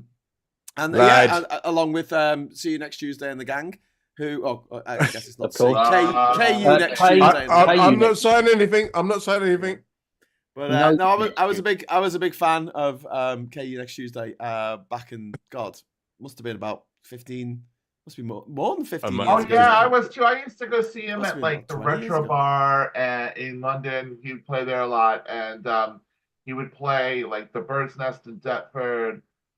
He played like any old pub. Do you know what I mean? Like it was just him and his little machine that had his little hand puppet and Scott, I'm. If you go and look for the perverts on the internet video, I've got a little. Are you one of the perverts? I'm one of them. Yeah. I wanted to be on the video. I love that he did the most was the I kissed a bloke or something. And, I kissed a bloke and I liked it. No, it wasn't I kissed. No, I sucked a bloke. I sucked a bloke and I didn't like it. I was like, I want to suck all those guys on there. They're not. How was I supposed to know I didn't have to swallow? This is what happens in Essex. I've met him a couple of times, and he really is the coolest dude. He's like, he's just lovely guy. Top lad. You should hear some of the songs that get rejected. I've got some somewhere on a mini disc. Remember mini disc? No, a mini disc. No, seriously, I've known Wayne for I've known him a long time, and some of the songs that got rejected, like my favourite that was never released was called Jay Goody's Fringe, and it was even he went there. John, do you reckon we could get him on the show? Yeah. Well, he did the Fuck the Tory song, didn't he? So we did the Boris Johnson. It'd be great to get him on here talking about how much we hate I'll the ask Tories. I'll ask him. John, get the lads from Cassette Boy on. Should we do like a little Essex conjunction? You know, get us all together and like do this properly. Essex Live. Essex Live. Yes. Because this is the most Tory county in the whole bloody, unless you count Lincolnshire. Yeah. But we Yeah, are let's every fuck seat. them up. Let's fuck Every 'em up. seat is Tory here. Well, hopefully next month that will change. But you know, Yeah. Well, every region in the polls is Labour for the first time apparently going to this 1931. In Essex, every region in Essex. No. Every region in England. Every region is say that Labour. again, Phil. So every I'm just looking at other news here. The Tories have gone absolutely. They've decided to follow up the D-Day thing with absolute batshit craziness. I'm just keeping up on the news. Okay. You have to be a roving news reporter. Can I do Well, a couple of if you want the super chats latest on what the Tories are up to, Phil, this is their next two. Can I do these super chats really quick and I'll come back to you? Yoni, thank you very much. Here's some hard currency for a change. Thank you. Euros. And Puddinator says, I was on Children in Need in 2001. My claim to fame. Well done, Puddinator. Right, was he a child in need? I don't know. I don't know. I don't know. Well, he's doing it right now. He's giving us money, so you know. Well, yeah, he's done well. Phil, do you want to tell us what's going on? Fill us in. So the Tories now, they've got two major announcements. One, they're going to scrap ULEZ because that worked out really well in the last campaign. They tried that. I know. And the other one is they're going to, it says on the Daily Telegraph, they're going to, something to axe stamp duty for first-time buyers. But people who've read the article are going, that's already in place. Yeah, that is. They're already not subject to stamp duty up to 425 grand. So they're promising to do something that's already there, which is why it won't cost anything. ULEZ is a conservative Tory idea. It is, but it doesn't even matter. It's just desperation at this point. It's desperation. We're going to stop this thing that's happening in London, which ain't going to vote for us anyway. Yeah, right. So how's that going to work in the rest of the country? But no, this thing. So the last time any party won the popular vote in all 9 regions of England was 1931, the Conservatives. And according to the MRP polls now, Labour would be on course to do so. That's just in England. Although actually, having said that, because they'll win the popular vote in Wales, and it's touch and go in Scotland, who knows? Yeah. It could be. Obviously, they're not going to in Northern Ireland. We're just talking Britain, but but in England, they're certainly on for every region in England winning the popular vote, and no party's done that since 1931. Fantastic. Well, okay. Well, we're going to have to wrap up soon because it's now past 11 o'clock. Would you believe it? But I just want to say that Joe Lefty wants us to know that she met Les Battersby before he was in the Full Monty, and he was a prick. Okay, so now you all know that. Okay, so story of the week before we go. Who wants to go first? Any story this week from anywhere in the world? Anyone got a story that either was the highlight or the low light of the week for them? Really good question. Scott, have you got anything from the US? I will in 5 minutes. Okay. John? I like okay, so Douglas Ross, the Tory from Moray in Scotland, that's the leader of the Scottish Conservatives in Holyrood. So he as we know, there's been I can't remember how many it's been nearly it's over 100 MPs that are stepping down at this election. A very big chunk, I think 80 are Conservative. Now, Douglas Ross was the very first Conservative to say, "That's it. I'm not standing at the next election." Right, and apparently, with an hour to go of today's deadline, he steps in and becomes a candidate, taking out one of the only safe seats in Scotland. There's 2 really safe Tory seats in Scotland, and the guy David Dougrid, who's been the Tory MP there. He's been ill, and the Tories have shipped him out and they've put Douglas Ross in, despite the fact he was the very first ever Tory in this party to say, "That's it, I'm not standing," because he was the one that was going, I don't support Boris Johnson. Yes, I do now. Yeah, I support. No, I don't support Boris Johnson. It was him. And literally, very last, I think, with about an hour to go to the deadline today, he's just shipped in, and he's now going to apparently be he's going to go for election again. So just Douglas Ross, what a twat. That's it, really. That's my story. I think to come back to story wise, I think one of the and it's so stupid. The milkshake thing was just brilliant, and I love how it just really got a life of its own on the inside. Because within 2 hours, people were saying that it was set up, that the girl that did it was actually the fiance of the Reform press manager, and then she's come out and said it wasn't her. I just thought it was just a really fun, like, the introduction that the Reform truly needed in this election. So the milkshake story, I think, is my favorite one. Okay, Marcus, do you have a story of the week? Let's say, so I made a video about earlier. It's a Ukraine-Russia story. Russian defense radar that senses or looks for drones up to about 700 kilometers into Ukraine territory. Basically, look for drones, what have you, got taken out by Ukrainian kamikaze drones, which I thought was a bit ironic. So a robot took out a robot. Basically. Fantastic. Yeah, so it's a bit of radars array, Sock and robots, but on another level, and they Macron's just announced a load of extra support for Ukraine. Costs $100 million. It's basically supplying Mirage, going to train up soldiers, basically, training up soldiers inside Ukraine. Zelensky had a word yesterday, obviously. France are really supporting Ukraine, actually, in Europe. They're the ones. Obviously, the likes of Poland and other countries. And Sweden. I mean, a lot of the countries that really are looking at Russia with a wary eye on a personal level are really leading on it. But in terms of like the major powers, France are really stepping up in a way that I just wish others would. Well, Estonia and Lithuania are saying that they're willing to put boots on the ground. Yeah, of course they will, because they know they're next. Of course. And also, Sweden's just donated all their military, I can't remember the name of it now, military vehicles. There's about 170 of them, armoured vehicles.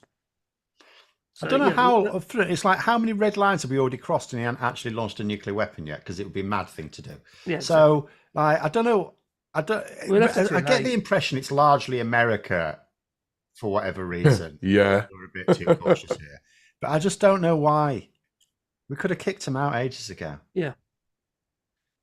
All they're doing is just built up my story of the week kind of like clips on that, because Joe Biden has been so fucking like milquetoast with regards to what we're going to do about Ukraine and also what we're going to do about Israel. It's like he's so scared to do anything. Israel is awkward for him, though, because of American politics completely screwed. And the president doesn't have the power they think. But for Ukraine, I know there's some Republican tankies effectively whining about it, but Ukraine should be simpler. Yeah, but the problem is he's handling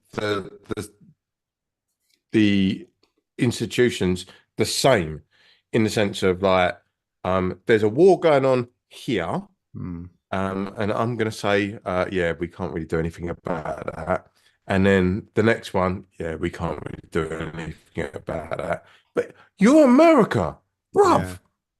Fucking America can just get your fucking ass, get your ass out of here. Wayne, can you just tone the language down just a little bit? I don't mind one now and again, but it's every other word. You're gonna get us demonetized.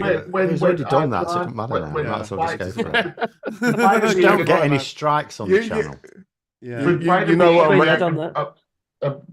I mean, though. I'm gonna turn up to Wayne's job and just be like, fuck. The problem is, though, like, America can do that, but they talk about the president being the leader of the free world, stuff like that. They're not even the leader of America. They've got a certain amount of executive power, which, of course, if they do something slightly wrong, will cost them the election, which he's got this year.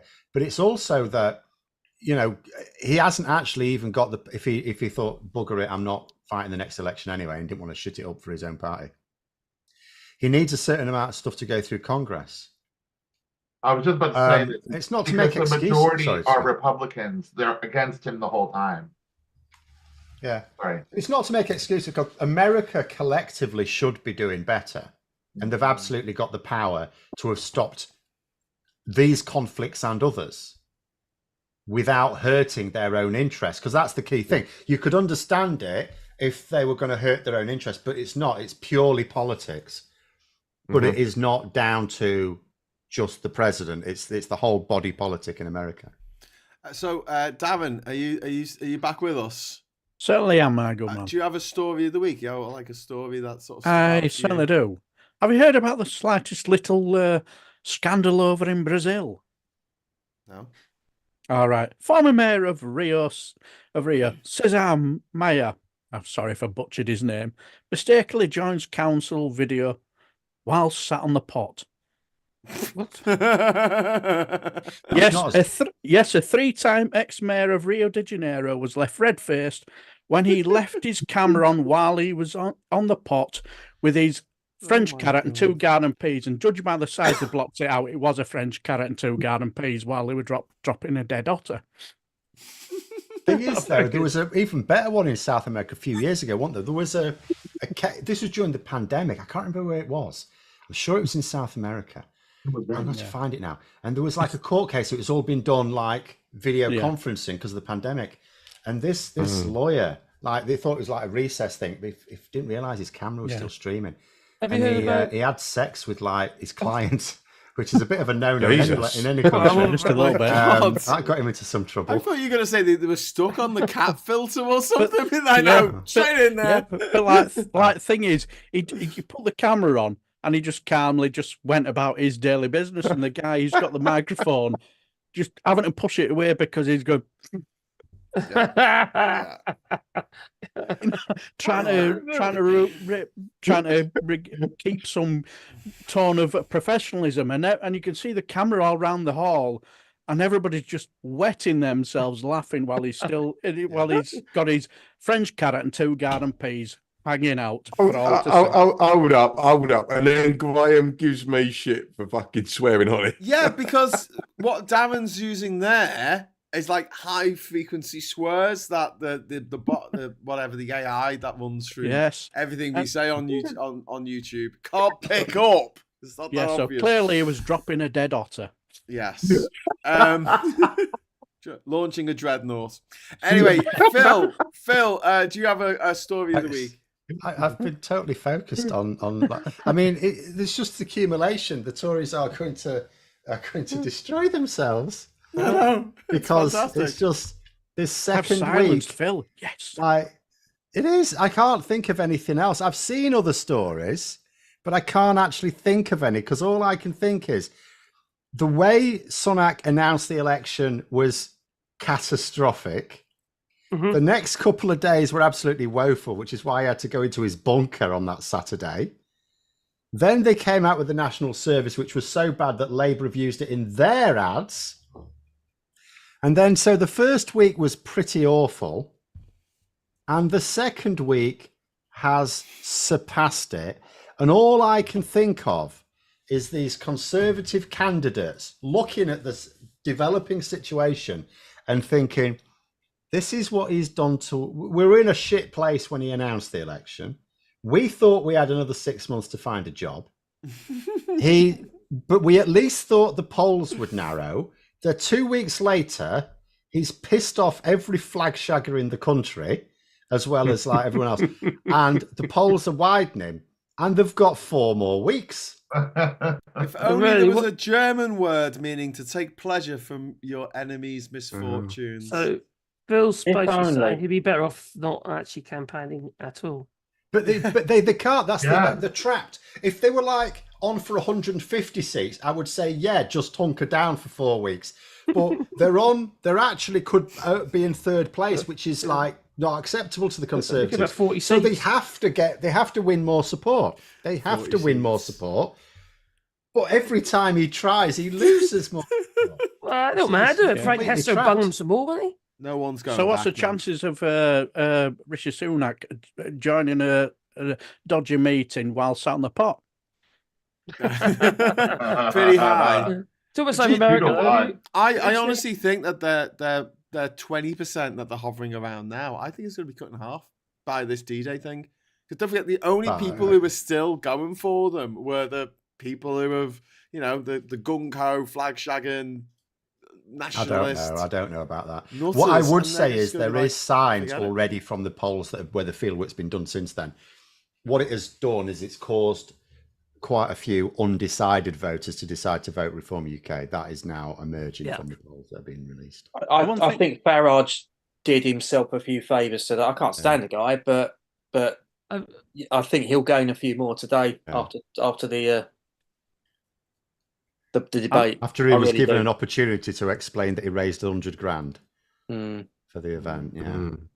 Also, the one thing that I did notice, now whether it were a good thing or not a good thing, I don't know, was during the debate, everybody else brought that up except Angela Rayner.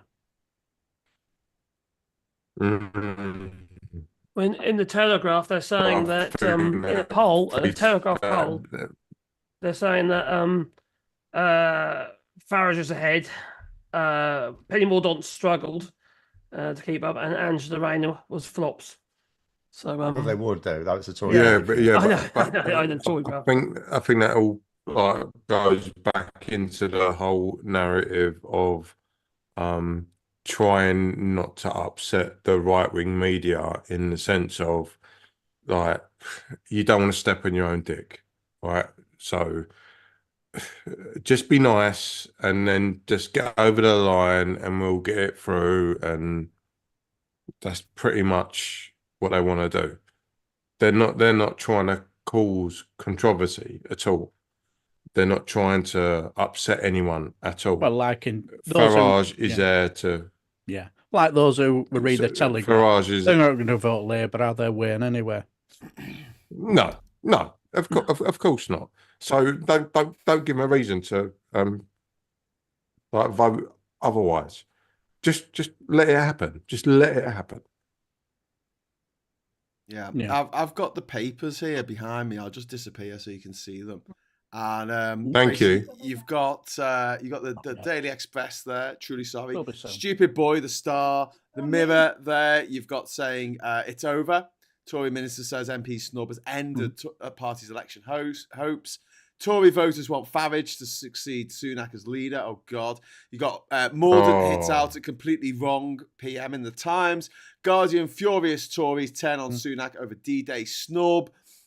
The Eye weekend, Tories in despair as Sunak's D-Day gaffe destroys election hopes. We've got Sunak to act stamp duty for the first-time buyers in the Tory graph, who are completely ignoring it, as are the Daily Mail, that just doesn't mention it on their front page at all. It just says, "Vanished Dr. Mosley, what wrong turn lead to disaster?" Yeah. Well, the Mail hasn't been talking about the election all week. Job. Wow. Raina's done a job. She's literally not stepped on the dick. Exactly. So she's not given any fucking... I don't think she actually can do that physically because she's a lady. Well, no, Yeah, she'd no, have it's been, a if she'd have been like metaphor. that, they'd have said she was aggressive, wouldn't they? Yes, that's Yeah, what I they was do thinking. to women. Oh, Yeah. yeah, aggressive. Yeah.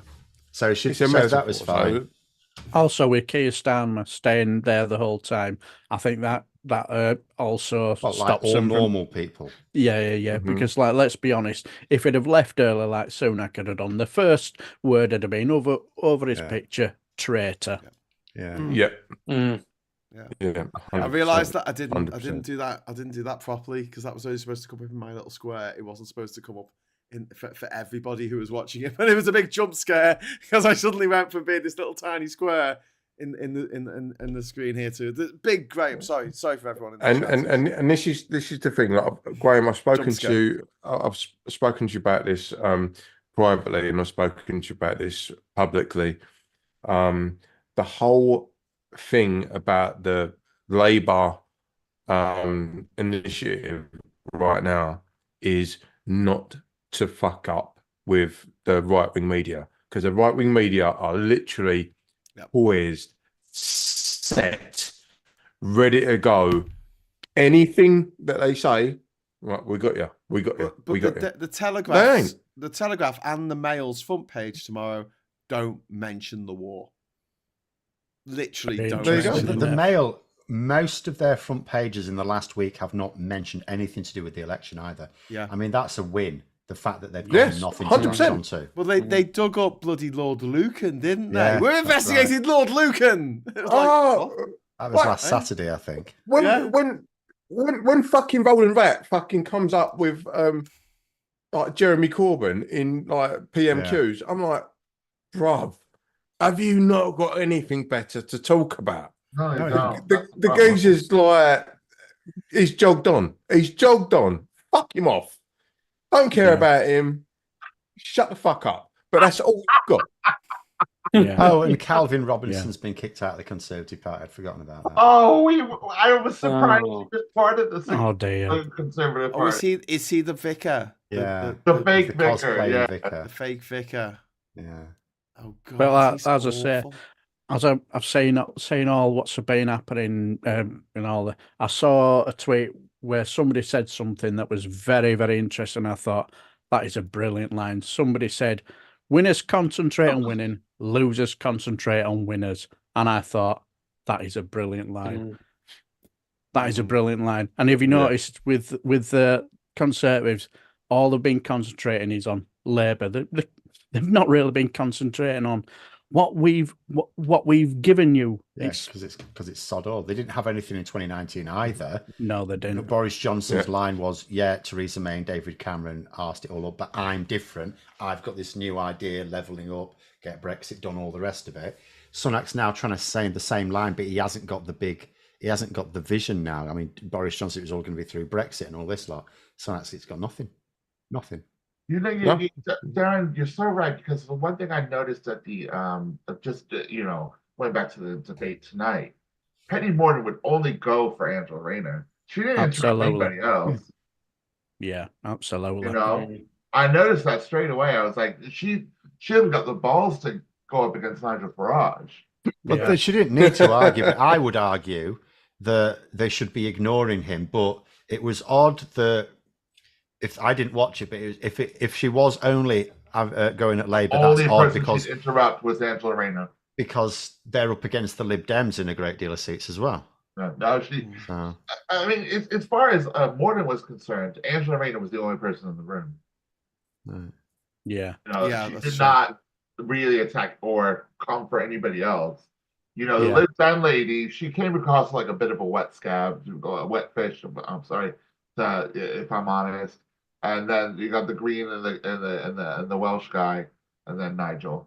So well, it's the old adage of playing the man and not the ball, right? And all they're going to do is they're going to play the easiest person that they can go for.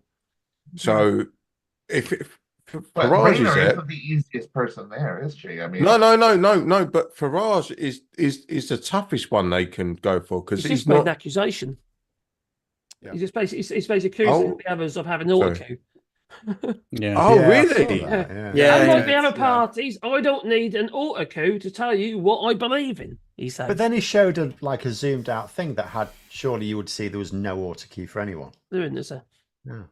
No, but the thing is, supporters if you are scared to play, if you're scared to play the man, right, i.e. Farage, you go for the easiest option, right? It did look, Wayne, it did look like Angela Rayner was reading off an auto cue. In fact, all of them did, apart from Farage. So I don't know why. How did that make any sense?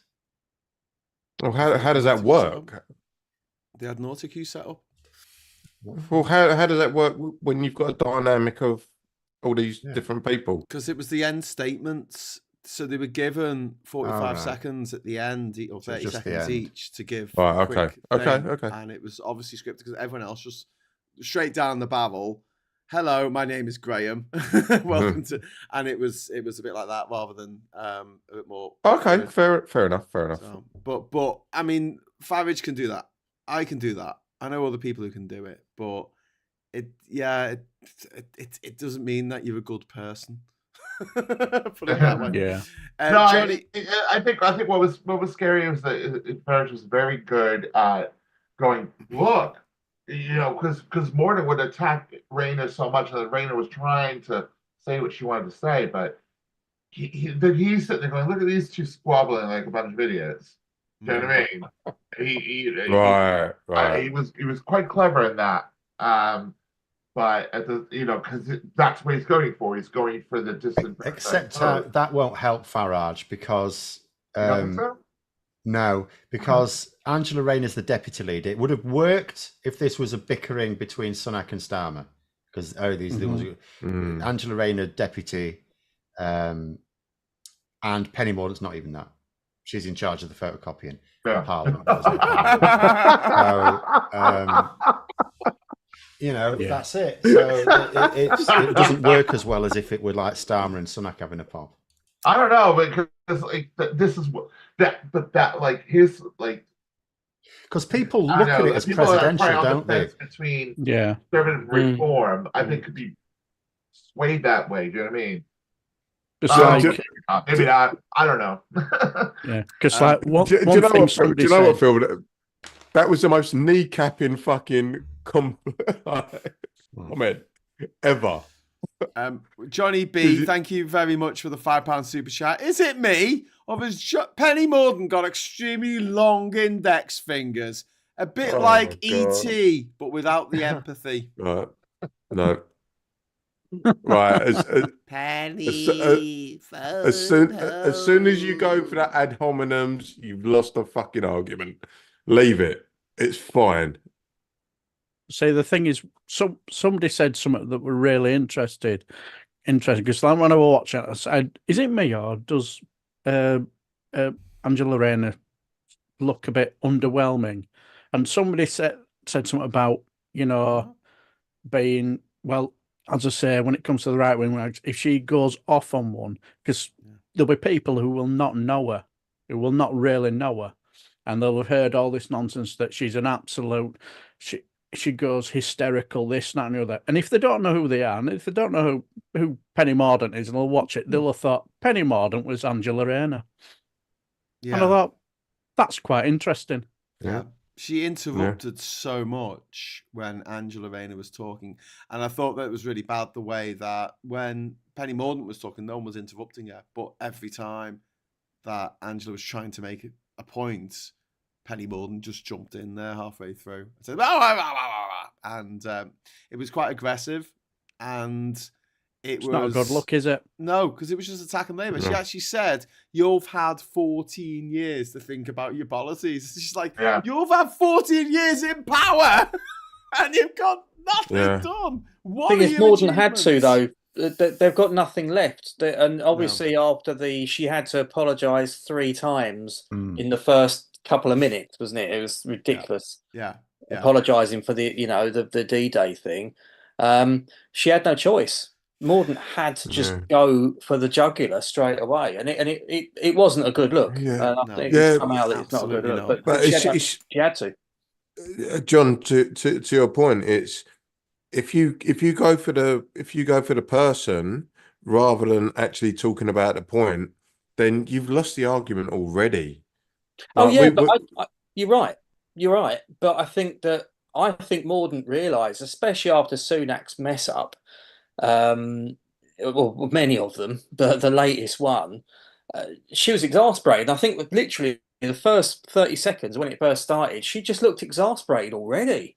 So, and the first question, but obviously it had to be mentioned. So I think that she had no choice. It looked crap, I agree, and she wasn't playing the ball at all. But it was almost desperation because the ball's already gone. The Labour have got the ball down at the end goal. There's no point. You can't get it by now. Yeah, she's like 2-footed at the knee. So yeah, Also, she reiterated the lie about the £2,000 again and again. Yeah. How many times did the moderator try to shut her up, and Right. she still kept going and going and going and going? they know didn't she? it's false now, but that what they're trying to do, I think it's a Isaac libido thing that they're doing. It's just, it doesn't matter. Just keep repeating it. None of them mentioned keep playing it, No, and it will no, get no. through to the thick ones. Yeah, You see, plenty of them. no, John, that's not fair. Calling them the thick ones is not fair.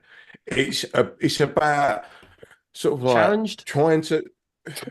Challenge. Well, it better be ones who not don't read the challenged. Spectator. The Because the Spectator have come out and said, by their own figures, the Tory spending plans will add £3,000 to your tax bill. Yeah, okay. Fraser Nelson's pushing that. So all you have to do is like give them the figures and then say, this is what is reality, and if you still want to carry on with it, then you might have an issue, right? But don't call them thick. Don't start sticking labels on them, because that's where we lose. Knuckle draggers. Banners. I believe that though. Gammons. Fuckwits. Because I'm getting really tired of Bell taps. patronizing to Retards. credit someone with intelligence when they don't have it. Yeah, exactly. Yeah, but at the same time, how do you get people on board without insulting Some them? people There are are some- No, trust me. If you don't want to hear it, they won't hear it. I don't want to get them. They're not watching this, Wayne. Don't worry about it. They're not here. They're not here. Everyone watching this. Trust me. Everyone watching this is incredibly clever those in and front good of me, looking. great. If those in front of me, I'll be like, you are a thick. See you next Tuesday, right? Yeah. And if you want to get Larry, then I'll get Larry back. I don't want to get into a fight with anybody, but I'll try to explain my point to somebody. But if they don't want to hear it, right, and they still say the same nonsense over and over again, I'm not going to patronize them and say, "Well, you clearly know what what you're saying is valid." No, I'm not going to do that. But I'm not going to be awful to them and call them Okay. see you next Tuesday and offer them out for a fight. No, They'll do it on the internet, and then they I'm born in Essex. No. So, Scott, you're violent, clearly. Scott, I'll take your point, and I would say, like, if it was like me and you in the Bozo, and some geezer came up and said, "Oh yeah, Labour this and Labour that, and they can't do this," and I'd be like, "Okay, well, here's all of the points." Yeah. And you disagreed with it, I'd be like, well, you're disagreeing with like actual logic. Right. So just a bit of positivity here. When Angie Pagan's talking about Carla Denya's epic performance, I think she did really well. I think the leader of Plaid Cymru did really well. I think Stephen Flynn, the Westminster Stephen leader Flynn would. He is actually quite good at debating. He is. So I would have. I didn't watch it, but I would have expected him to be quite good. Essentially, there were 7 people standing, and they had these dickheads on the 2 outside. There was Penny Mordaunt, and then there was Farage, and they were on the outside, right? There was 5 in the middle. They were all sensible people who I would like to see working together to make Britain a better place. And I think they would work together if we had a better electoral system where you didn't have to just slag off everyone all the time who's on a different party and say, And I remember... Which is what we were just talking about. Yeah, I remember back, God, this is years ago, I was at a friend of mine's house who's quite political. And I think we were watching the US election. Maybe it was the 2009 US election. And I remember there were a bunch of Labour people there, and there's this guy, and he was going off on one in this mad, like, red mist kind of rage about the Liberal Democrats. And I just couldn't get my head around why he hated the Liberal Democrats so much when Tories exist. But it was because they apparently... Phil, could you type louder? Apparently... I can actually hit the keys much harder. Apparently, the problem was that the Liberal Democrats wanted to put pornography places, selling porn, next to schools. And I was like, what? What is even? But yeah, footballification. That was 20 years ago.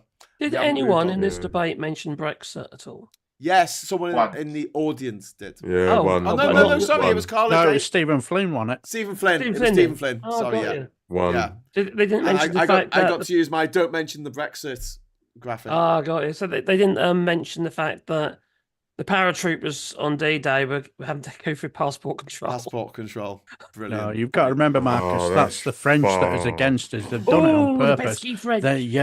They're pesky French. Them dirty foreigners. Yeah, exactly. Well, listen, guys. It would be dirty if they visited here and jumped in a river by mistake. Oh, don't do that. Wow. Bloody Wow. sort of pick That's a really good. glug. Anyway, I've done 5.5 hours of streaming today, so I think that's more than enough for our You last beat me. day. I did 7. Oh, you did 7. I did a 7-hour constant stream of 7 hours. Oh wow! What today? No, not today. This was last. Oh week. right, okay. So no, this is today. This is just the normal. This is just the normal Oh Friday. for me. yeah, right, yeah. But yeah. I ain't even fucking hoovered yet. Do it now, are you? Yeah, do it now with your mic on. really pissed my fucking neighbour off. Yeah, right. But yeah, so this is it for Labour Social. We are rebranding as of midnight tonight as Politics Social. Yeah, we're all going to be serious now, aren't we? George has just dropped in a super chat. Thank you very much.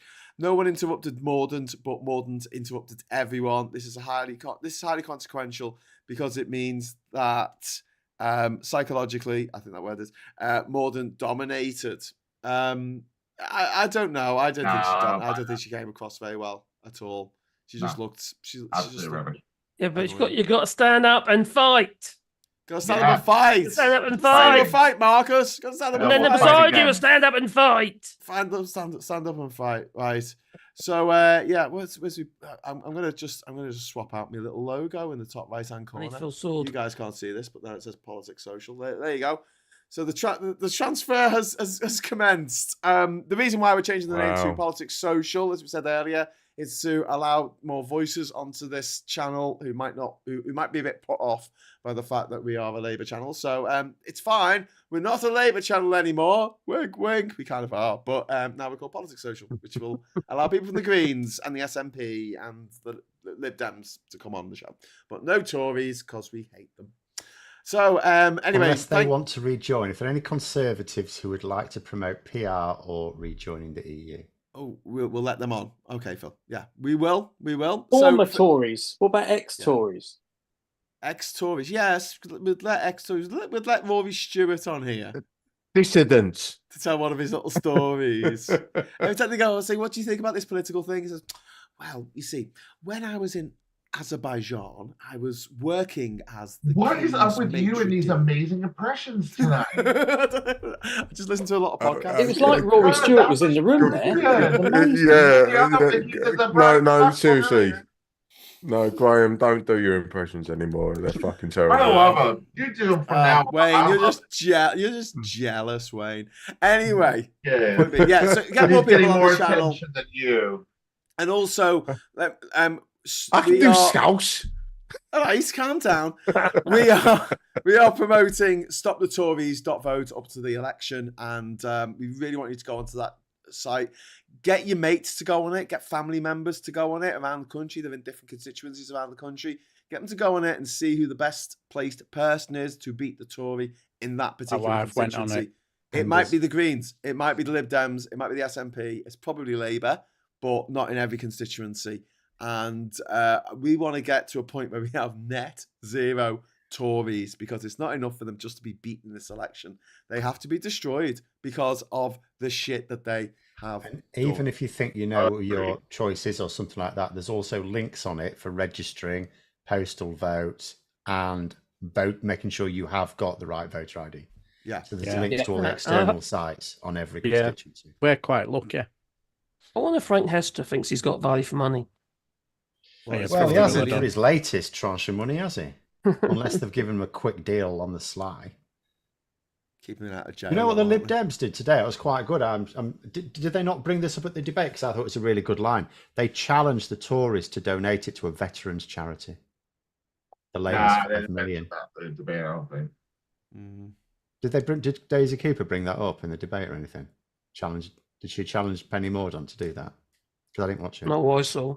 No. But that's what the Lib Dems were calling for that today. They were saying, why don't... Because what had happened is the people sort of knew he'd donated this third 5 million, but they wouldn't say. And now they had to publish the results. It's like, oh, they did after all. How surprising. I love that came out now, during the election campaign as well. Yeah. So now Lib Dems have said, why don't you donate that to a veterans charity? Perfect. So it's a shame the media don't push that. So that's why I was hoping Daisy Cooper might bring it up in the debate where there's millions of people watching. They missed a trick there. Yeah, but the thing is, it's like there's Nigel Farage, endorsing Donald Trump, and there's Nigel Farage, Donald Trump, belittling the prisons of war. So many. POWs. It's called people who've. I mean, Joe Biden. Actually, Biden's team released a video today of all the things Trump has said about veterans, particularly soldiers who've fallen. Okay. There was the worst comment surely was the Purple Heart one. Yeah. That was surely the most crass comment ever. Has he got a ton load of money to, for his Biden, for his, what they call it, his election fund. Election fund. This. Yeah. Has he got an absolute massive load? I don't think it's going to matter, but we're not going to get into this. We're not getting into this because I know it'll shout me down. I want to go. I gotta go. I'll see you guys later. I love you all. Right. Did anyone? Okay, Scott. Be good, Scott. Scott, see you later, mate. Scott, before you go, What? did you watch Acolyte? Acolyte. The new Star Wars TV show. Oh no, I like Star Wars, but that's deep dive shit to me. So Fair enough. come on. There's an evil twin. Wasn't me. It was my evil twin. Is there new Star Wars? Bye. It was a TV. Well, I just told them the whole plot. There's a new TV show on Disney Plus if you want to watch it called The Acolyte. It's all right. It's no hand up. Anyway, guys, we've got to call it a night here because I'm knackered and I'm going to fall asleep and then there'll be no one to turn the stream off. So put Phil, Wayne, Marcus, John, and Darren, thank you so much. Thank you everyone for joining us tonight. This is the end of the Labour Social. This is the end of the Labour Social. The end of the Labour Social. The beginning of something great. Yeah. No more socialites getting absolutely hammered on a Friday night. So we'll be back next week for the Politics Social.